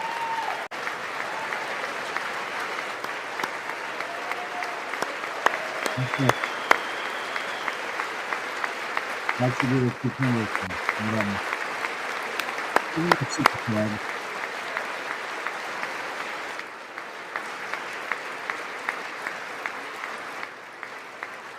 And thank you for your great bravery. And who can believe that we're even speaking about things like this? 15 years ago, if somebody was up here and said that, they'd say, what's wrong with him? But now we have to say it because it's going on all over numerous states without even telling the parents. And that means she But doesn't. surely we can all agree no state can be allowed to rip children from their parents' arms and transition them to a new gender against the parents' will. Who would believe that we're even talking about it? We must ban it, and we must ban it immediately.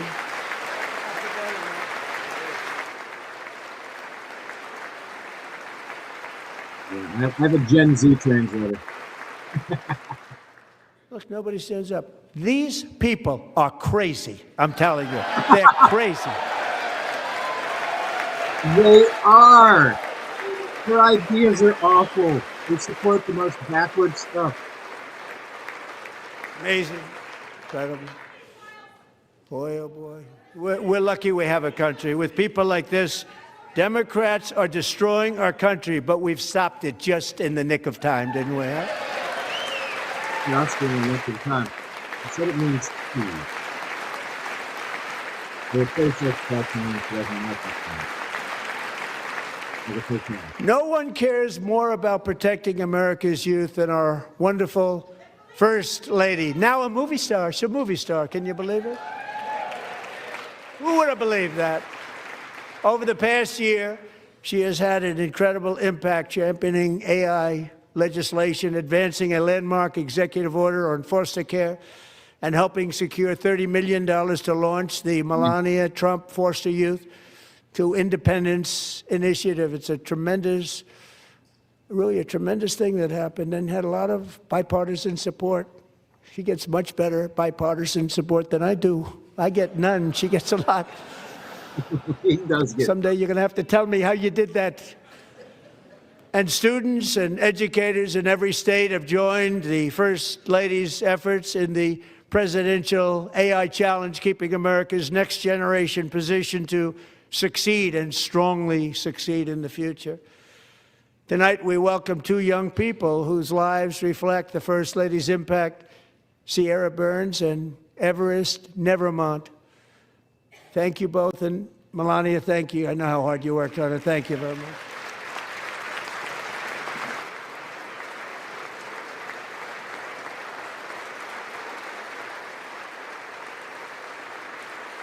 Darren's like, oh man, I got stand for this.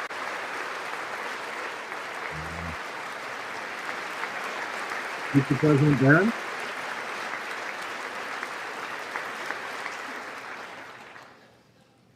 I'm very proud to say that during my time in office, both the first 4 years and in particular this last year, there has been a tremendous renewal in religion, faith, Christianity, and belief in God. Tremendous renewal.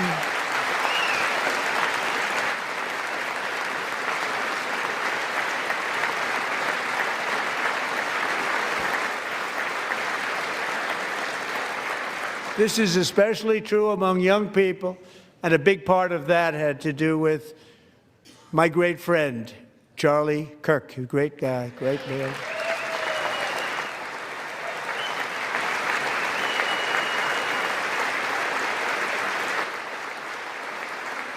So last year, Charlie was violently murdered by an assassin and martyred, really martyred for his beliefs. His wonderful wife, Erica, is with us tonight. Erica, please stand.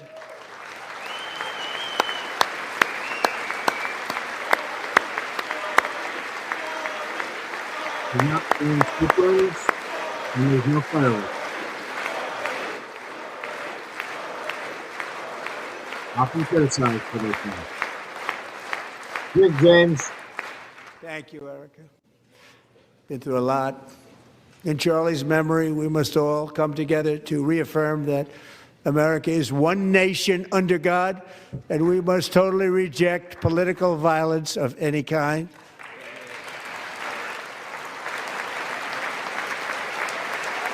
So did the Democrats finally stand for that one? Did the Democrats finally stand for it? We love religion, and we love bringing it back, and it's coming back at levels that nobody actually thought possible. It's really a beautiful thing to see.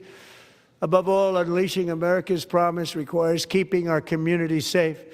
We have made incredible strides, yet dangerous repeat offenders continue to be released by pro-crime Democrat politicians again and again. We are honored to be joined tonight by a woman who's been through hell, Anya Zarutska. In 2022, she and her beautiful daughter, so beautiful, what a beautiful young woman. Irina fled war-torn Ukraine to live with relatives near Charlotte, North Carolina. And by the way, what's going on with Charlotte? Last summer, 23-year-old Irina was riding home on the train when a deranged monster who had been arrested over a dozen times and was released through no cash bail, stood up and viciously slashed a knife through her neck and body. No one will ever forget. There were people on that train. No one will ever forget the expression of terror on Irina's face as she looked up at her attacker in the last seconds of her life. She died instantly. She had escaped a brutal war only to be slain by a hardened criminal, set free to kill in America, came in through open borders. Mrs. Zarutska, tonight I promise you we will ensure justice for your magnificent daughter, Irina.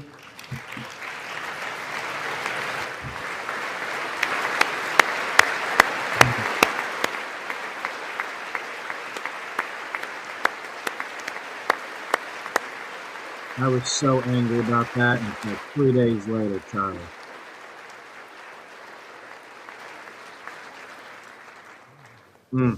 How do you not stand? How do you not stand? I'm asking this Congress to pass tough legislation to ensure that violent and dangerous repeat offenders are put behind bars, and importantly, that they stay there.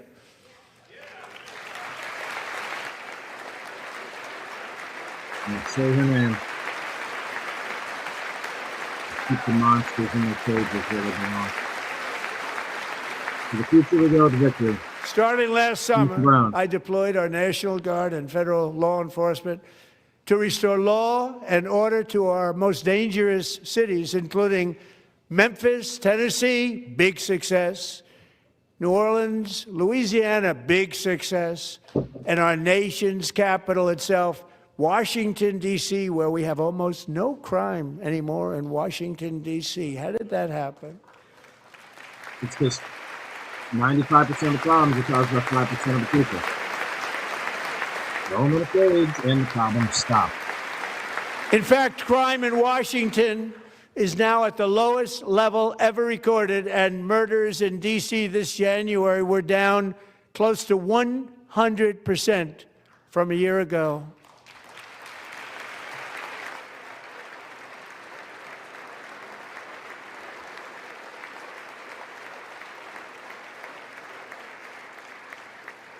They don't like to hear that.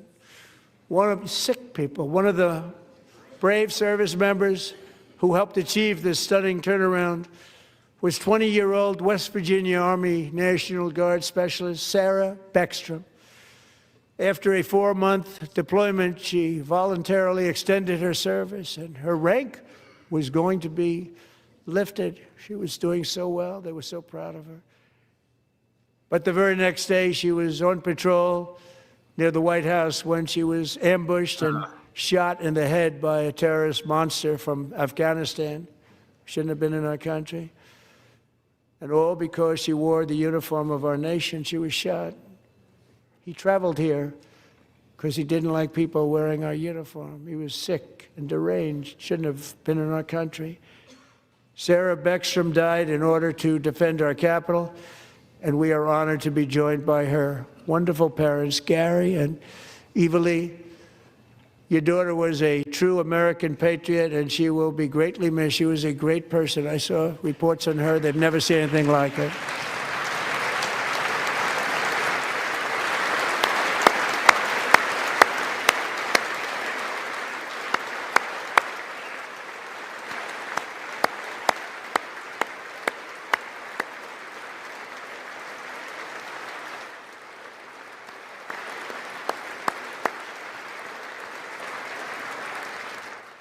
So sorry. Thank you very much.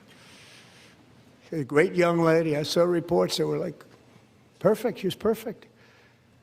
Serving alongside Sarah that day was Staff Sergeant Andrew Wolf. The terrorist shot Andrew in the head, and no one thought he could possibly make it. The two of them, Sarah and Andrew, both shot violently in the head. Neither was expected to make it. They weren't even given a chance, except his wonderful mother, named Melody, who I spoke to the same night, and she was so positive. The doctors thought that Andrew was gone, but his mother said, no, Mr. President, Andrew will be fine. He's going to make it. I've never seen anything like it. I mean, he was given almost no chance.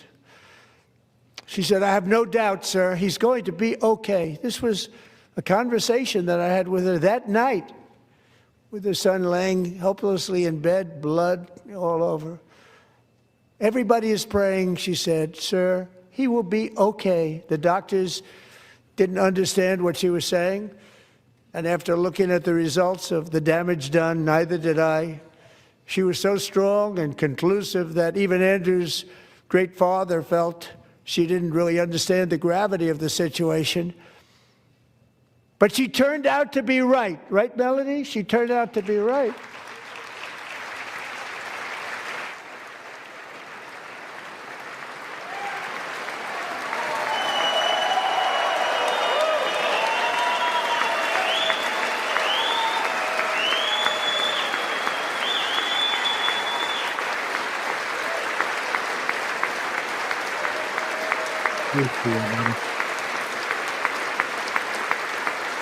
Again. Demons are out, man. You gotta fight them.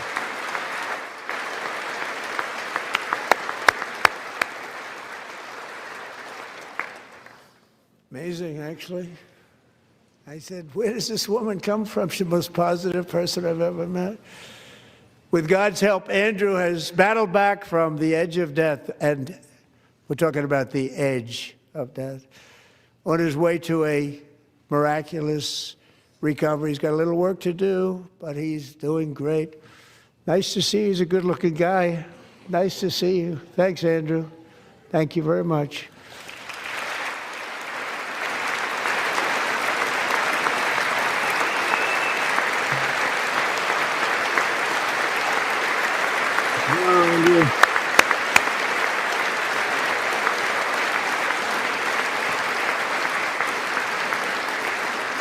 So, Andrew, while you're up, now I'm going to ask a highly respected General James Seward to present Staff Sergeant Andrew Wolf and the great family of Sarah Beckstrom with the award created by our late, great President George Washington himself. It's called the Purple Heart.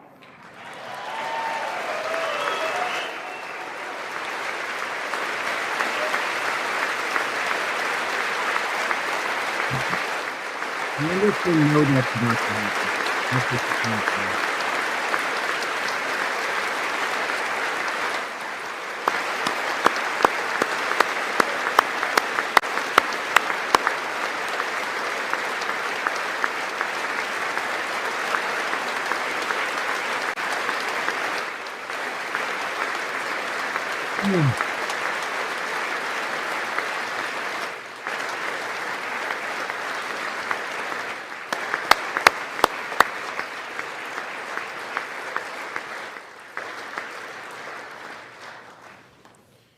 We love you all.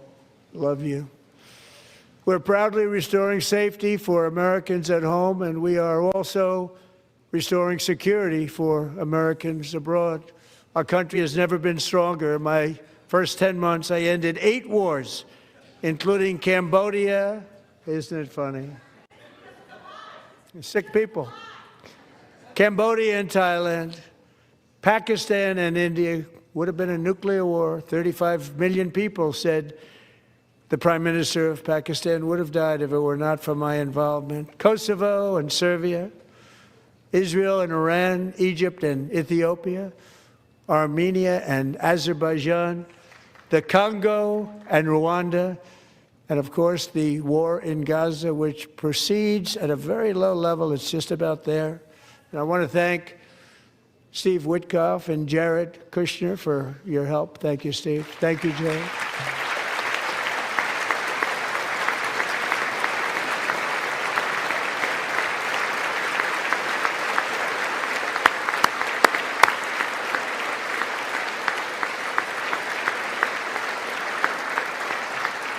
And I also want to thank the man they report to, Secretary of State Marco Rubio. Thank you, Marco.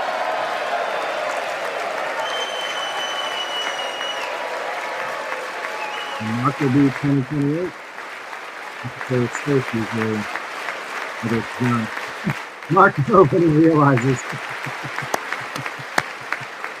It's still has to be the president. People like you. You know, Marco got 100% of the votes when he was in confirmation. I think our next one was about 54%. And some of the Democrats are now saying, I can't believe we approved that guy. And he said it's an honor that they feel that way, right, Marco?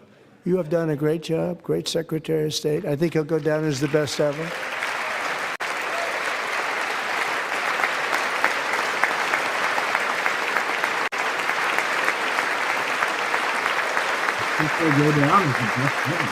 Under the ceasefire I negotiated, every single hostage, both living and dead, has been returned home. Can you believe that?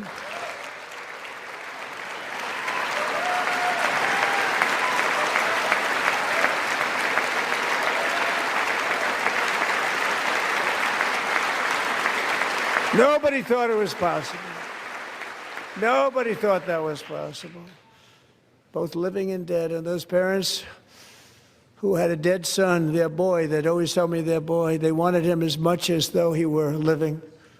It was an amazing period of time. And they came back, and when we got all of the living hostages back, and many, many before them, but I always said those last 20 are going to be very tough, but we got many, many more, hundreds.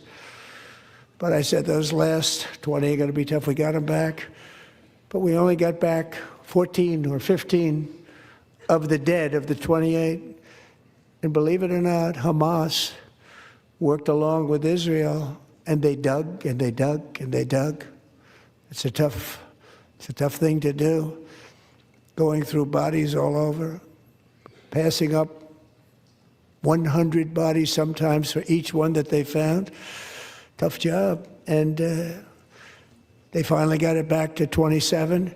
And then Steve and Jared, they got it back to 28. They found all 28. Nobody thought that was possible, but we did it. And I remember the family of the 28th. They were so grieved, but they were so happy as it's possible to be. They had their boy back. The mother said, "Sir, we have our boy back." What a period of time that was, but we got them all back. So thank you both very much. Great job. Good, Dave. This has been fantastic. There's a lot of tough stuff and good stuff And we're working very hard to end the 9th war, the killing and slaughter between Russia and Ukraine, where 25,000 soldiers are dying each and every month. Think of that, 25,000 soldiers are dying a month. A war which would have never happened if I were president, would have never happened. As president, I will make peace wherever I can, but I will never hesitate to confront threats to America wherever we must. That's why in a breakthrough operation last June, the United States military obliterated Iran's nuclear weapons program with an attack on Iranian soil known as Operation Midnight Hammer.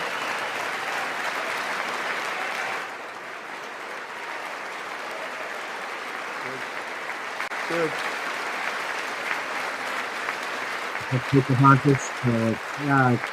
For decades, it had been the policy of the United States never to allow Iran to obtain a nuclear weapon. Many decades. Since they seized control of that proud nation 47 years ago, the regime and its murderous proxies have spread nothing but terrorism and death and hate. They've killed and maimed thousands of American service members and hundreds of thousands and even millions of people with what's called roadside bombs. They were the kings of the roadside bomb. And we took out Soleimani. I did that during my first term. Had a huge impact. He was the father of the roadside bomb.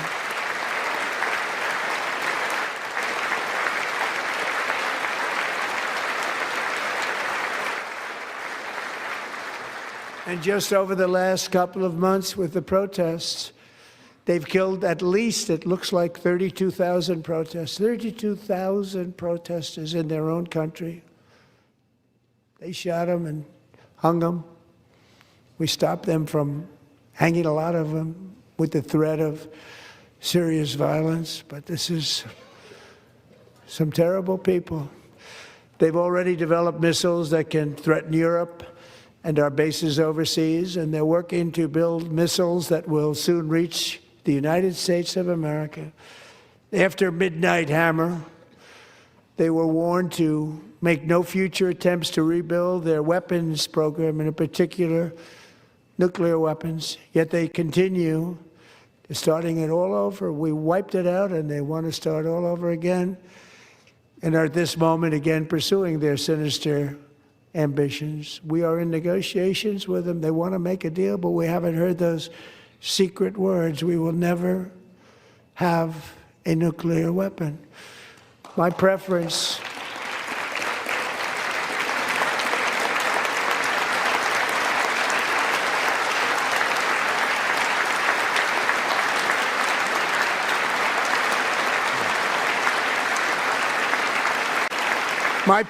is to solve this problem through diplomacy.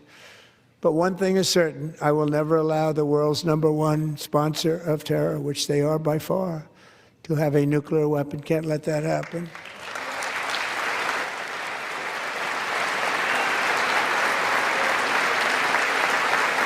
You're going to have to stay to you.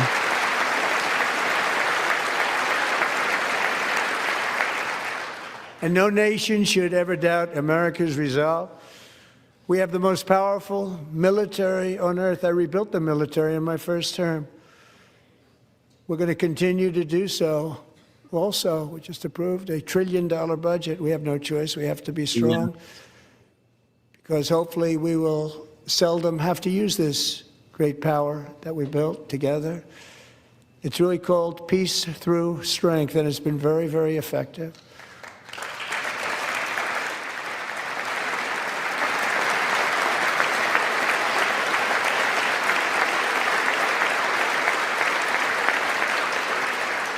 So thanks to Republicans in Congress, we're investing that record number of dollars, have no choice, in the United States Armed Forces.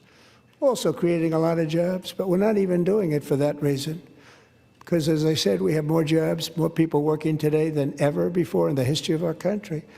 And NATO countries are friends and allies. They are. They're our friends and they're our allies. Have just agreed at my very strong request to pay 5% of GDP for military defense rather than the 2%, which they weren't paying. We were paying for almost all of NATO. Now they're paying 5 as opposed to not paying 2.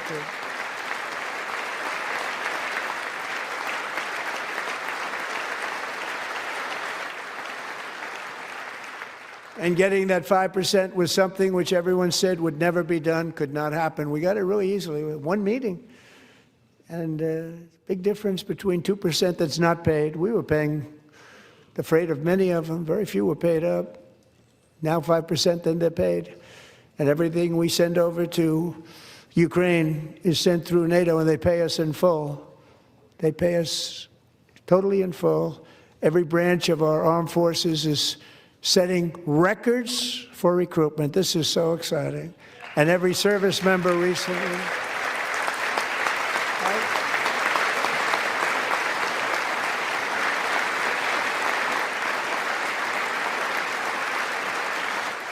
And every service member recently received a warrior dividend of $1,776.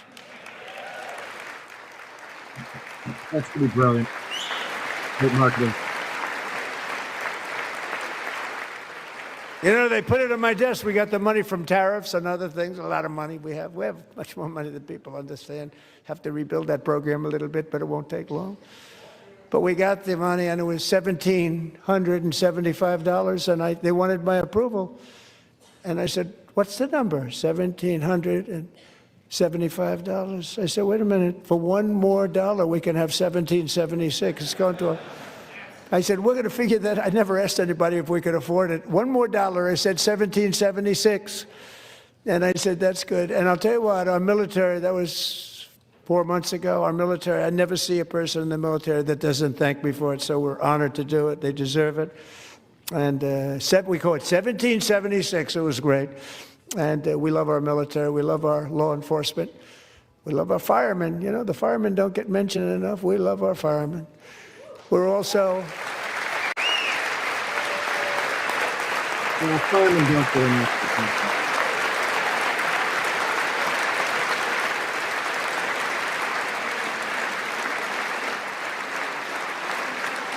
We're also restoring American security and dominance in the Western Hemisphere, acting to secure our national interests and defend our country from violence, drugs, terrorism, and foreign interference. For years, large swaths of territory in our region, including large parts of Mexico, really large parts of Mexico, have been controlled by murderous drug cartels.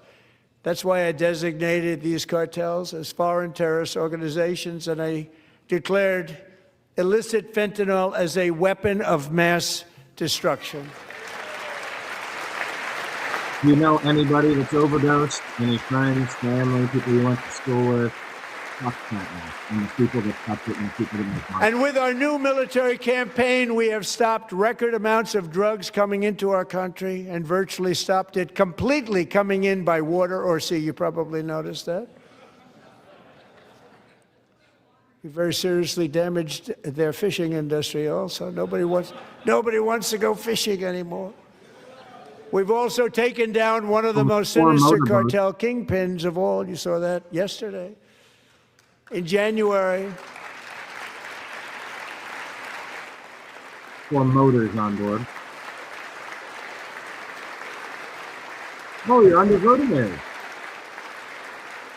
Hit subscribe. Follow our show. In January, elite American warriors carried out one of the most complex, spectacular feats of military competence and power in world history. No one's seen anything like it. Foreign leaders, I won't tell you who, called me and they said, very impressive, very impressive.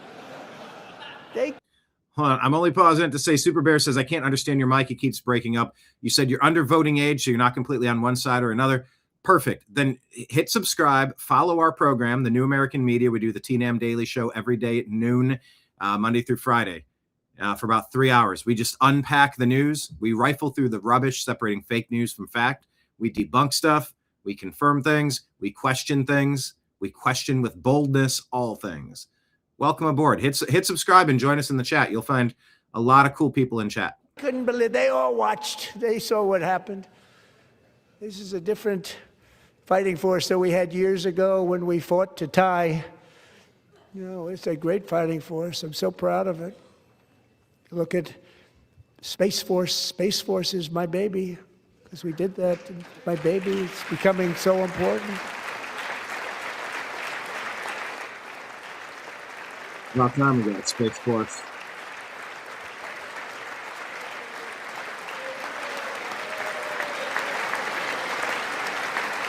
It's his baby. I want my baby. And America's armed forces overwhelmed all defenses and utterly defeated an enemy, good fighters, to end the reign of outlaw dictator Nicolas Maduro and bring him to face American justice. Adios, Maduro. Adios. Muchachos. And this was an absolutely colossal victory for the security of the United States, and it also opens up a bright new beginning for the people of Venezuela. We're working closely with the new president of Venezuela, Delcy Rodriguez, to unleash extraordinary economic gains for both of our countries and to bring new hope to those who have suffered so terribly. They really did suffer. With us tonight is Alejandro Gonzalez. She grew up in a tight-knit Venezuelan family and was especially close to her beloved uncle Enrique. But after Enrique ran for office and opposed Maduro, he was kidnapped by Maduro's security forces and thrown into the regime's really infamous prison in Caracas. Alejandro feared she would never see her uncle again. She feared for her own life also. But since the raid, we have worked with the new leadership, and they have ordered the closure of that vile prison and released hundreds of political prisoners already, with more to come. Alejandro, I'm pleased to inform you that not only has your uncle been released, but he is here tonight. We brought him over to celebrate his freedom with you in person. Enrique, please come down. Enrique.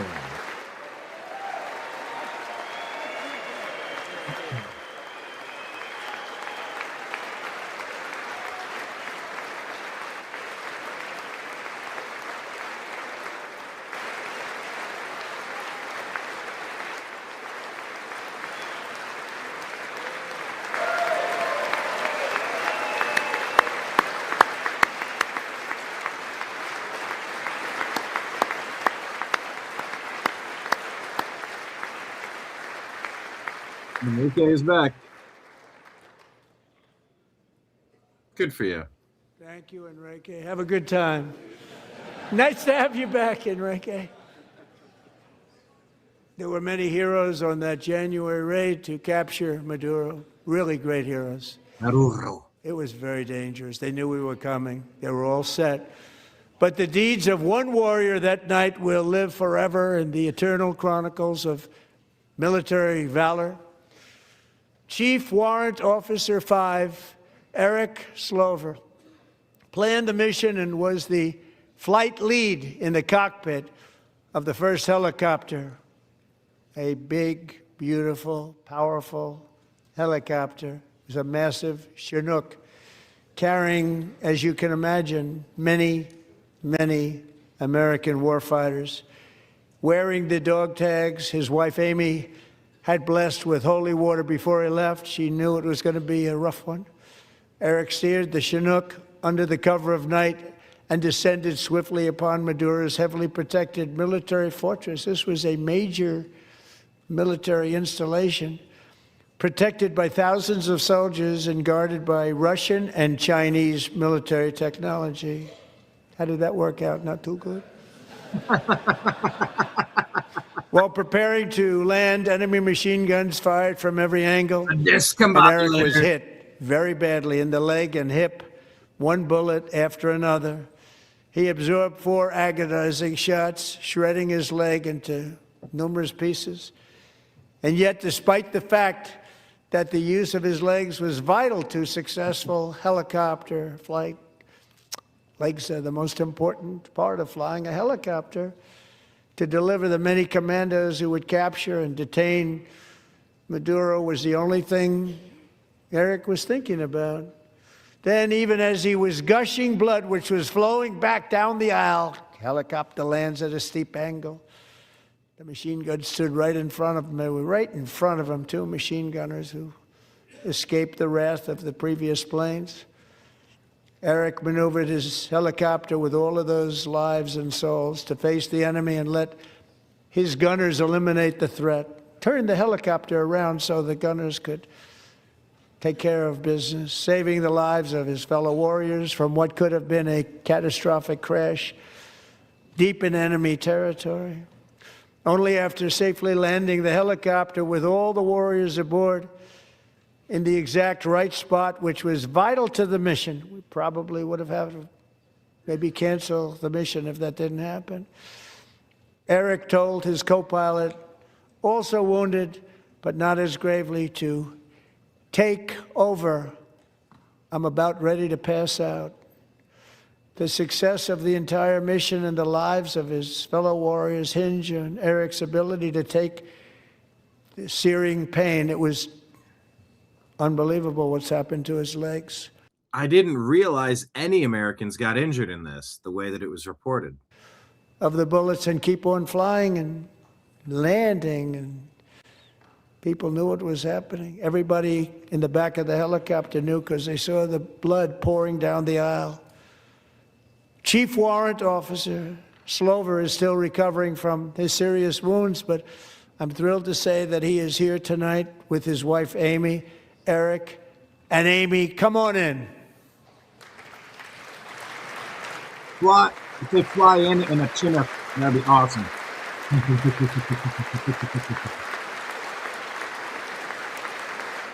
Come in, where are you? I know, I thought everyone was safe. Nobody was injured. It's not the story I heard.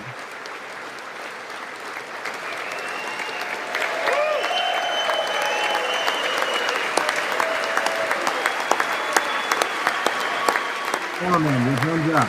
Do it.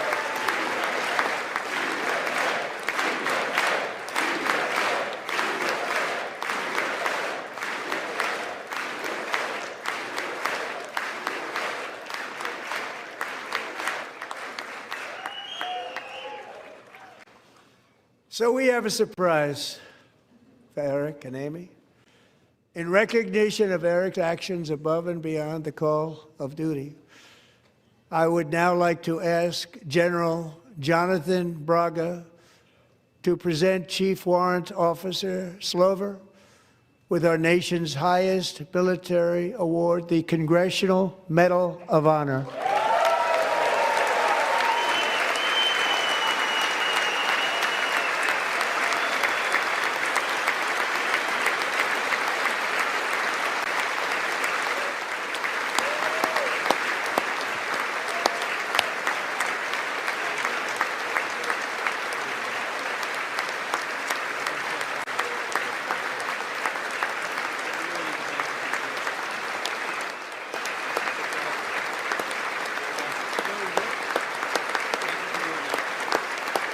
Thanks for the new ads from Super Bear on Twitch and YouTube. Everybody hit like, hit subscribe.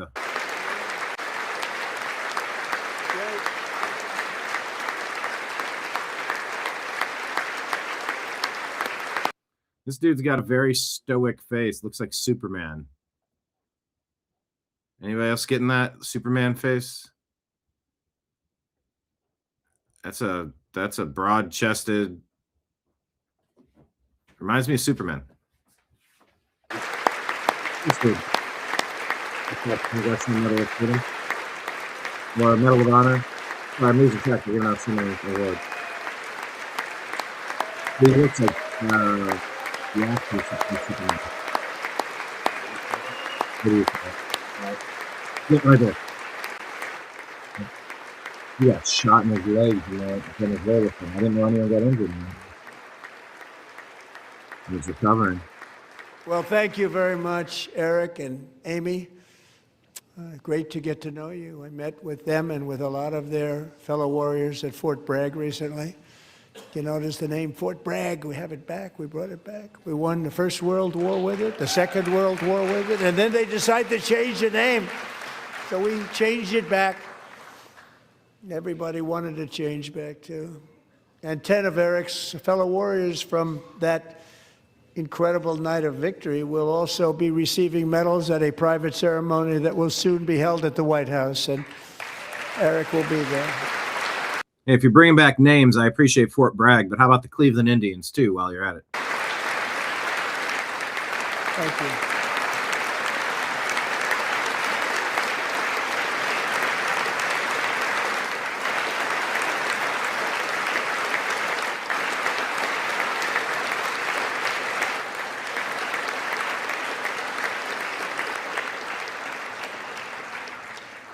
Thank you, Eric. That's a big one.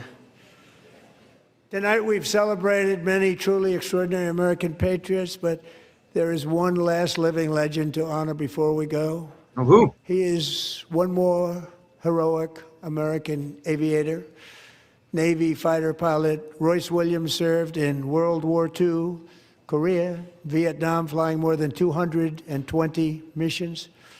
In the skies over Korea in 1952, Royce was in the dogfight of a lifetime, legendary dogfight. Flying through blizzard conditions, his squadron was ambushed by 7 Soviet fighter planes. It was his first aerial combat of the war, and despite being massively outnumbered and outgunned, Royce led the takedown of 4 enemy jets and almost destroyed the others, vanquishing his adversaries while taking 263 bullets to his own plane and being seriously hurt. His story was secret for over 50 years. He didn't even want to tell his wife, but the legend grew and grew.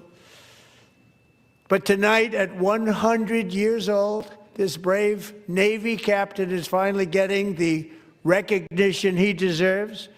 He was a legend long before this evening. Royce, please stand up, and I will ask the First Lady of the United States to present Captain Royce Williams with his Congressional Medal of Honor. We can stand. There now.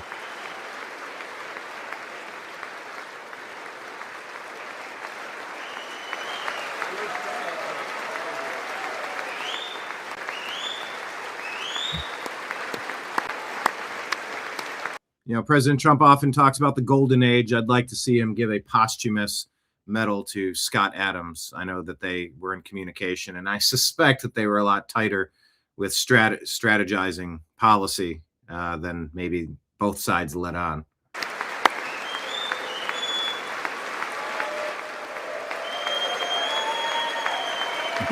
Yeah. He says.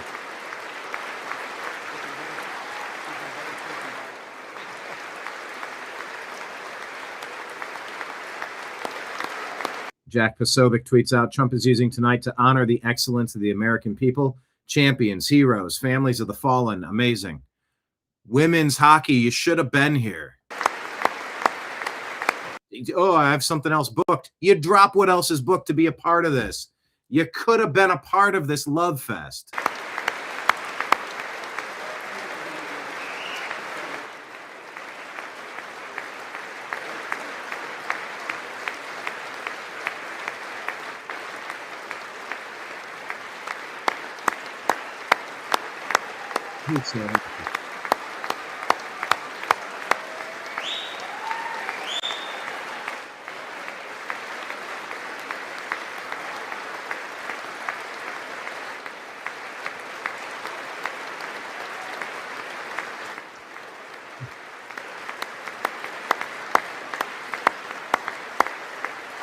That dude, you just made his life, man.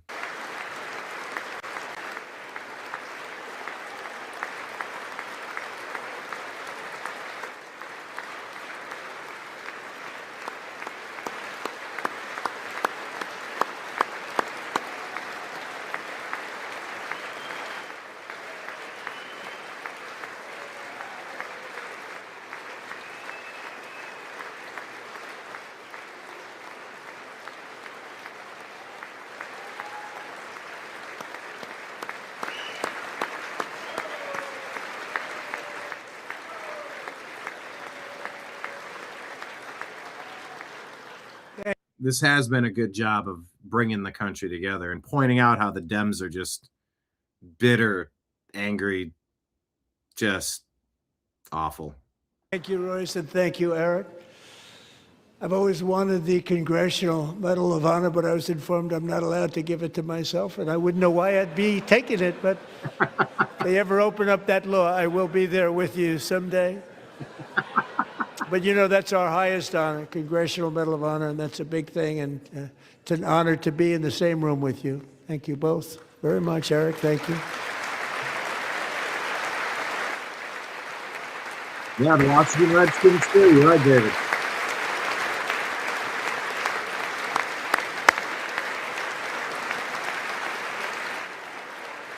You're right. This is what's needed to raise our spirits a bit. Just a pep talk. That's what they always said about Reagan. You know, everything else aside, like he was a spokesperson. He was a cheerleader for America. It's just been so many years of 4 with Biden and 8 with Obama. Just everything negative, negative, negative. And this is all just positive hero accolades and great stories to tell and perseverance and fighting and, you know, Irina and Charlie, the sadness and just telling the American story. It's all of this. Thank you. 250 years is a long time in the life of a nation, but in another sense, it's really a mere moment in the eye of history. 2 of the gentlemen we met in the gallery this evening took their first breaths 1 century ago, 100 years before that, on July 4th, 1826, the author of the Declaration of Independence, brilliant, Thomas Jefferson, drew his last breath.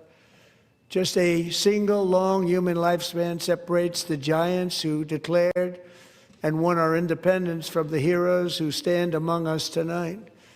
Everything our nation has done, everything we have achieved, has been the work of those few great lifetimes. In those brief chapters, Americans built this nation from 13 humble colonies into the pinnacle of human civilization and human freedom, the strongest, wealthiest, most powerful, most successful nation in all of history. Americans ventured out across the daunting and dangerous continent. We carved paths through an unforgiving wilderness, settled a boundless frontier, and tamed the beautiful but very, very dangerous Wild West. From empty marshes and wide open plains, we raised up the world's greatest cities. Together, we mastered the world's mightiest industries and shattered history's monstrous tyrannies. And we liberated millions from the chains of fascism, communism, oppression, and terror. Americans lifted humanity into the skies on the wings of aluminum and steel, and then we launched mankind into the stars on rockets powered by sheer American will and unyielding American pride. We wired the globe with our ingenuity. We captivated the planet with American culture, and now we are pioneering the next great American breakthroughs that will change the entire world. All of this and so much more is the enduring legacy, unmatched glory of the hardworking patriots who built and defended this country and who still carry the hopes and freedoms on all of humanity's backs.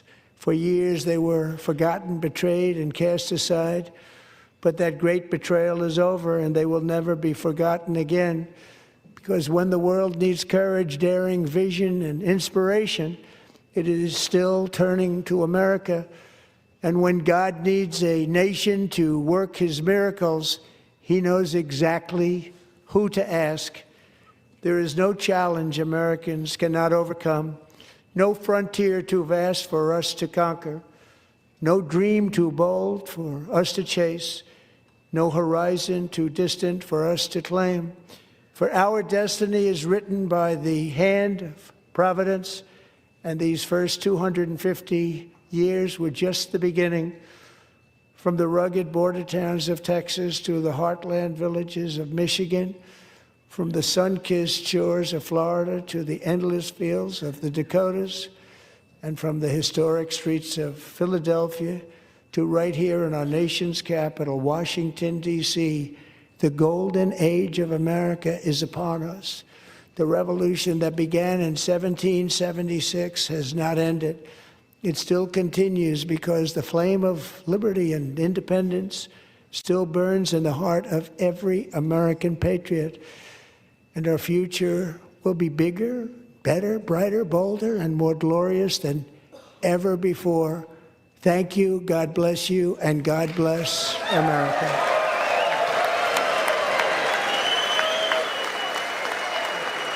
Have it.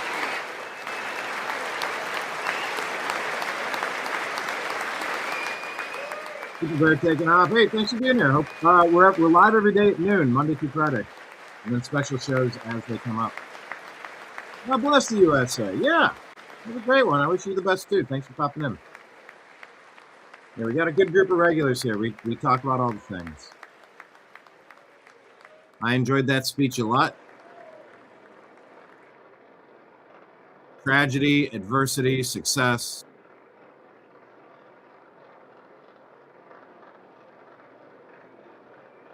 Calling out the Democrats, showing the difference between what Americans are looking for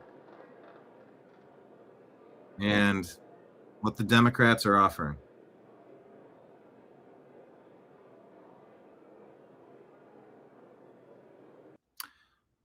I think what we will do tomorrow is, what time zone? Eastern time zone. Thank you. Eastern time zone. EST. Yeah, lady's a Trump super fan. That's going to be the profile picture. Yeah, noon Eastern time. Join us. It usually shows about, I guess, an hour and a half if it's super short, or if I'm running over to do something. Usually it goes 2, 3, 4 hours. Just depends on the news cycle. So yeah, hopefully we can join you. Thanks for subscribing. Yeah, USA, USA, USA. It's a good speech. Very good speech. After Eric Slover, the chief petty officer, receiving that for his actions in Venezuela. Without Chief Petty Officer Eric Slover and the damage the artillery he took to his legs, now with a cane and a walking guard there, we would not have been successful in Venezuela. It is something to see the. I didn't even know that anybody got injured with Venezuela. That stuff was held very closely. Received a Purple Heart. Remember, he was the West Virginia National Guardsman who was shot in Washington, D.C. I sort of forgot about that assassination in D.C. And is there and just received that Purple Heart.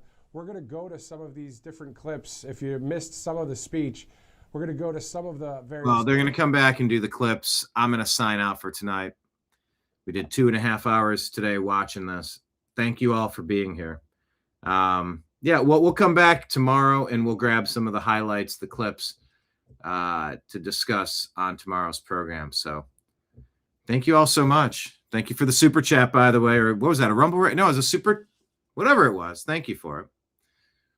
I'm scrolling, trying to find it. That was super chat on Rumble. Or no, that was a super chat on YouTube. Thank you so much. Everybody, please make sure you go to Patreon. We have a free version of Patreon where you can get our content there. Should anything go haywire, we will always broadcast our stuff there. But there's also like a $10 a month thing. So please consider that, as well as a Rumble Rant or Super Chat tip.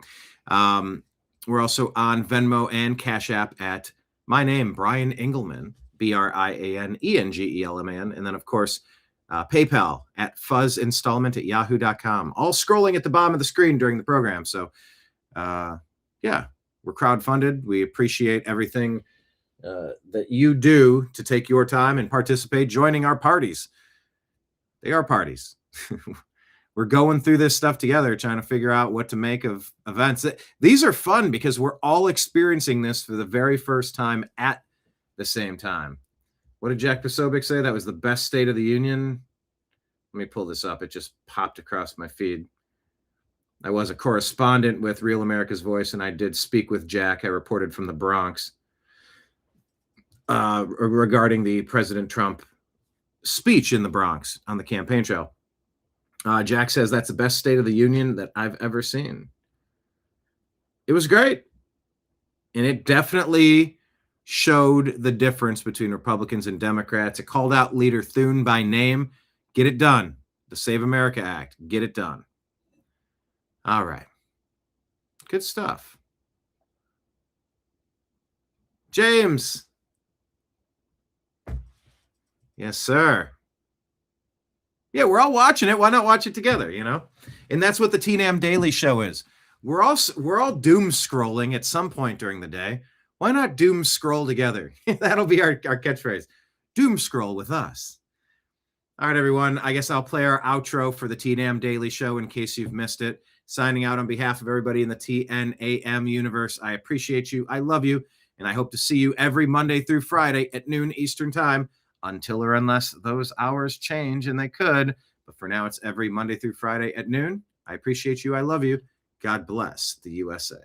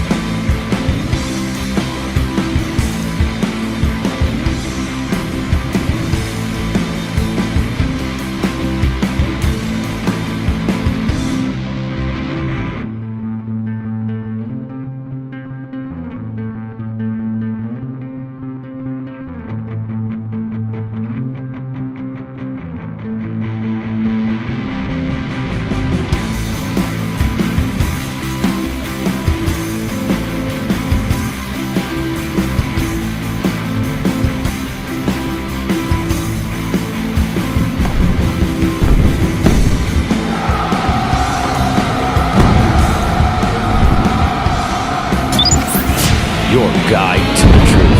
TheNewAmericanMedia.com.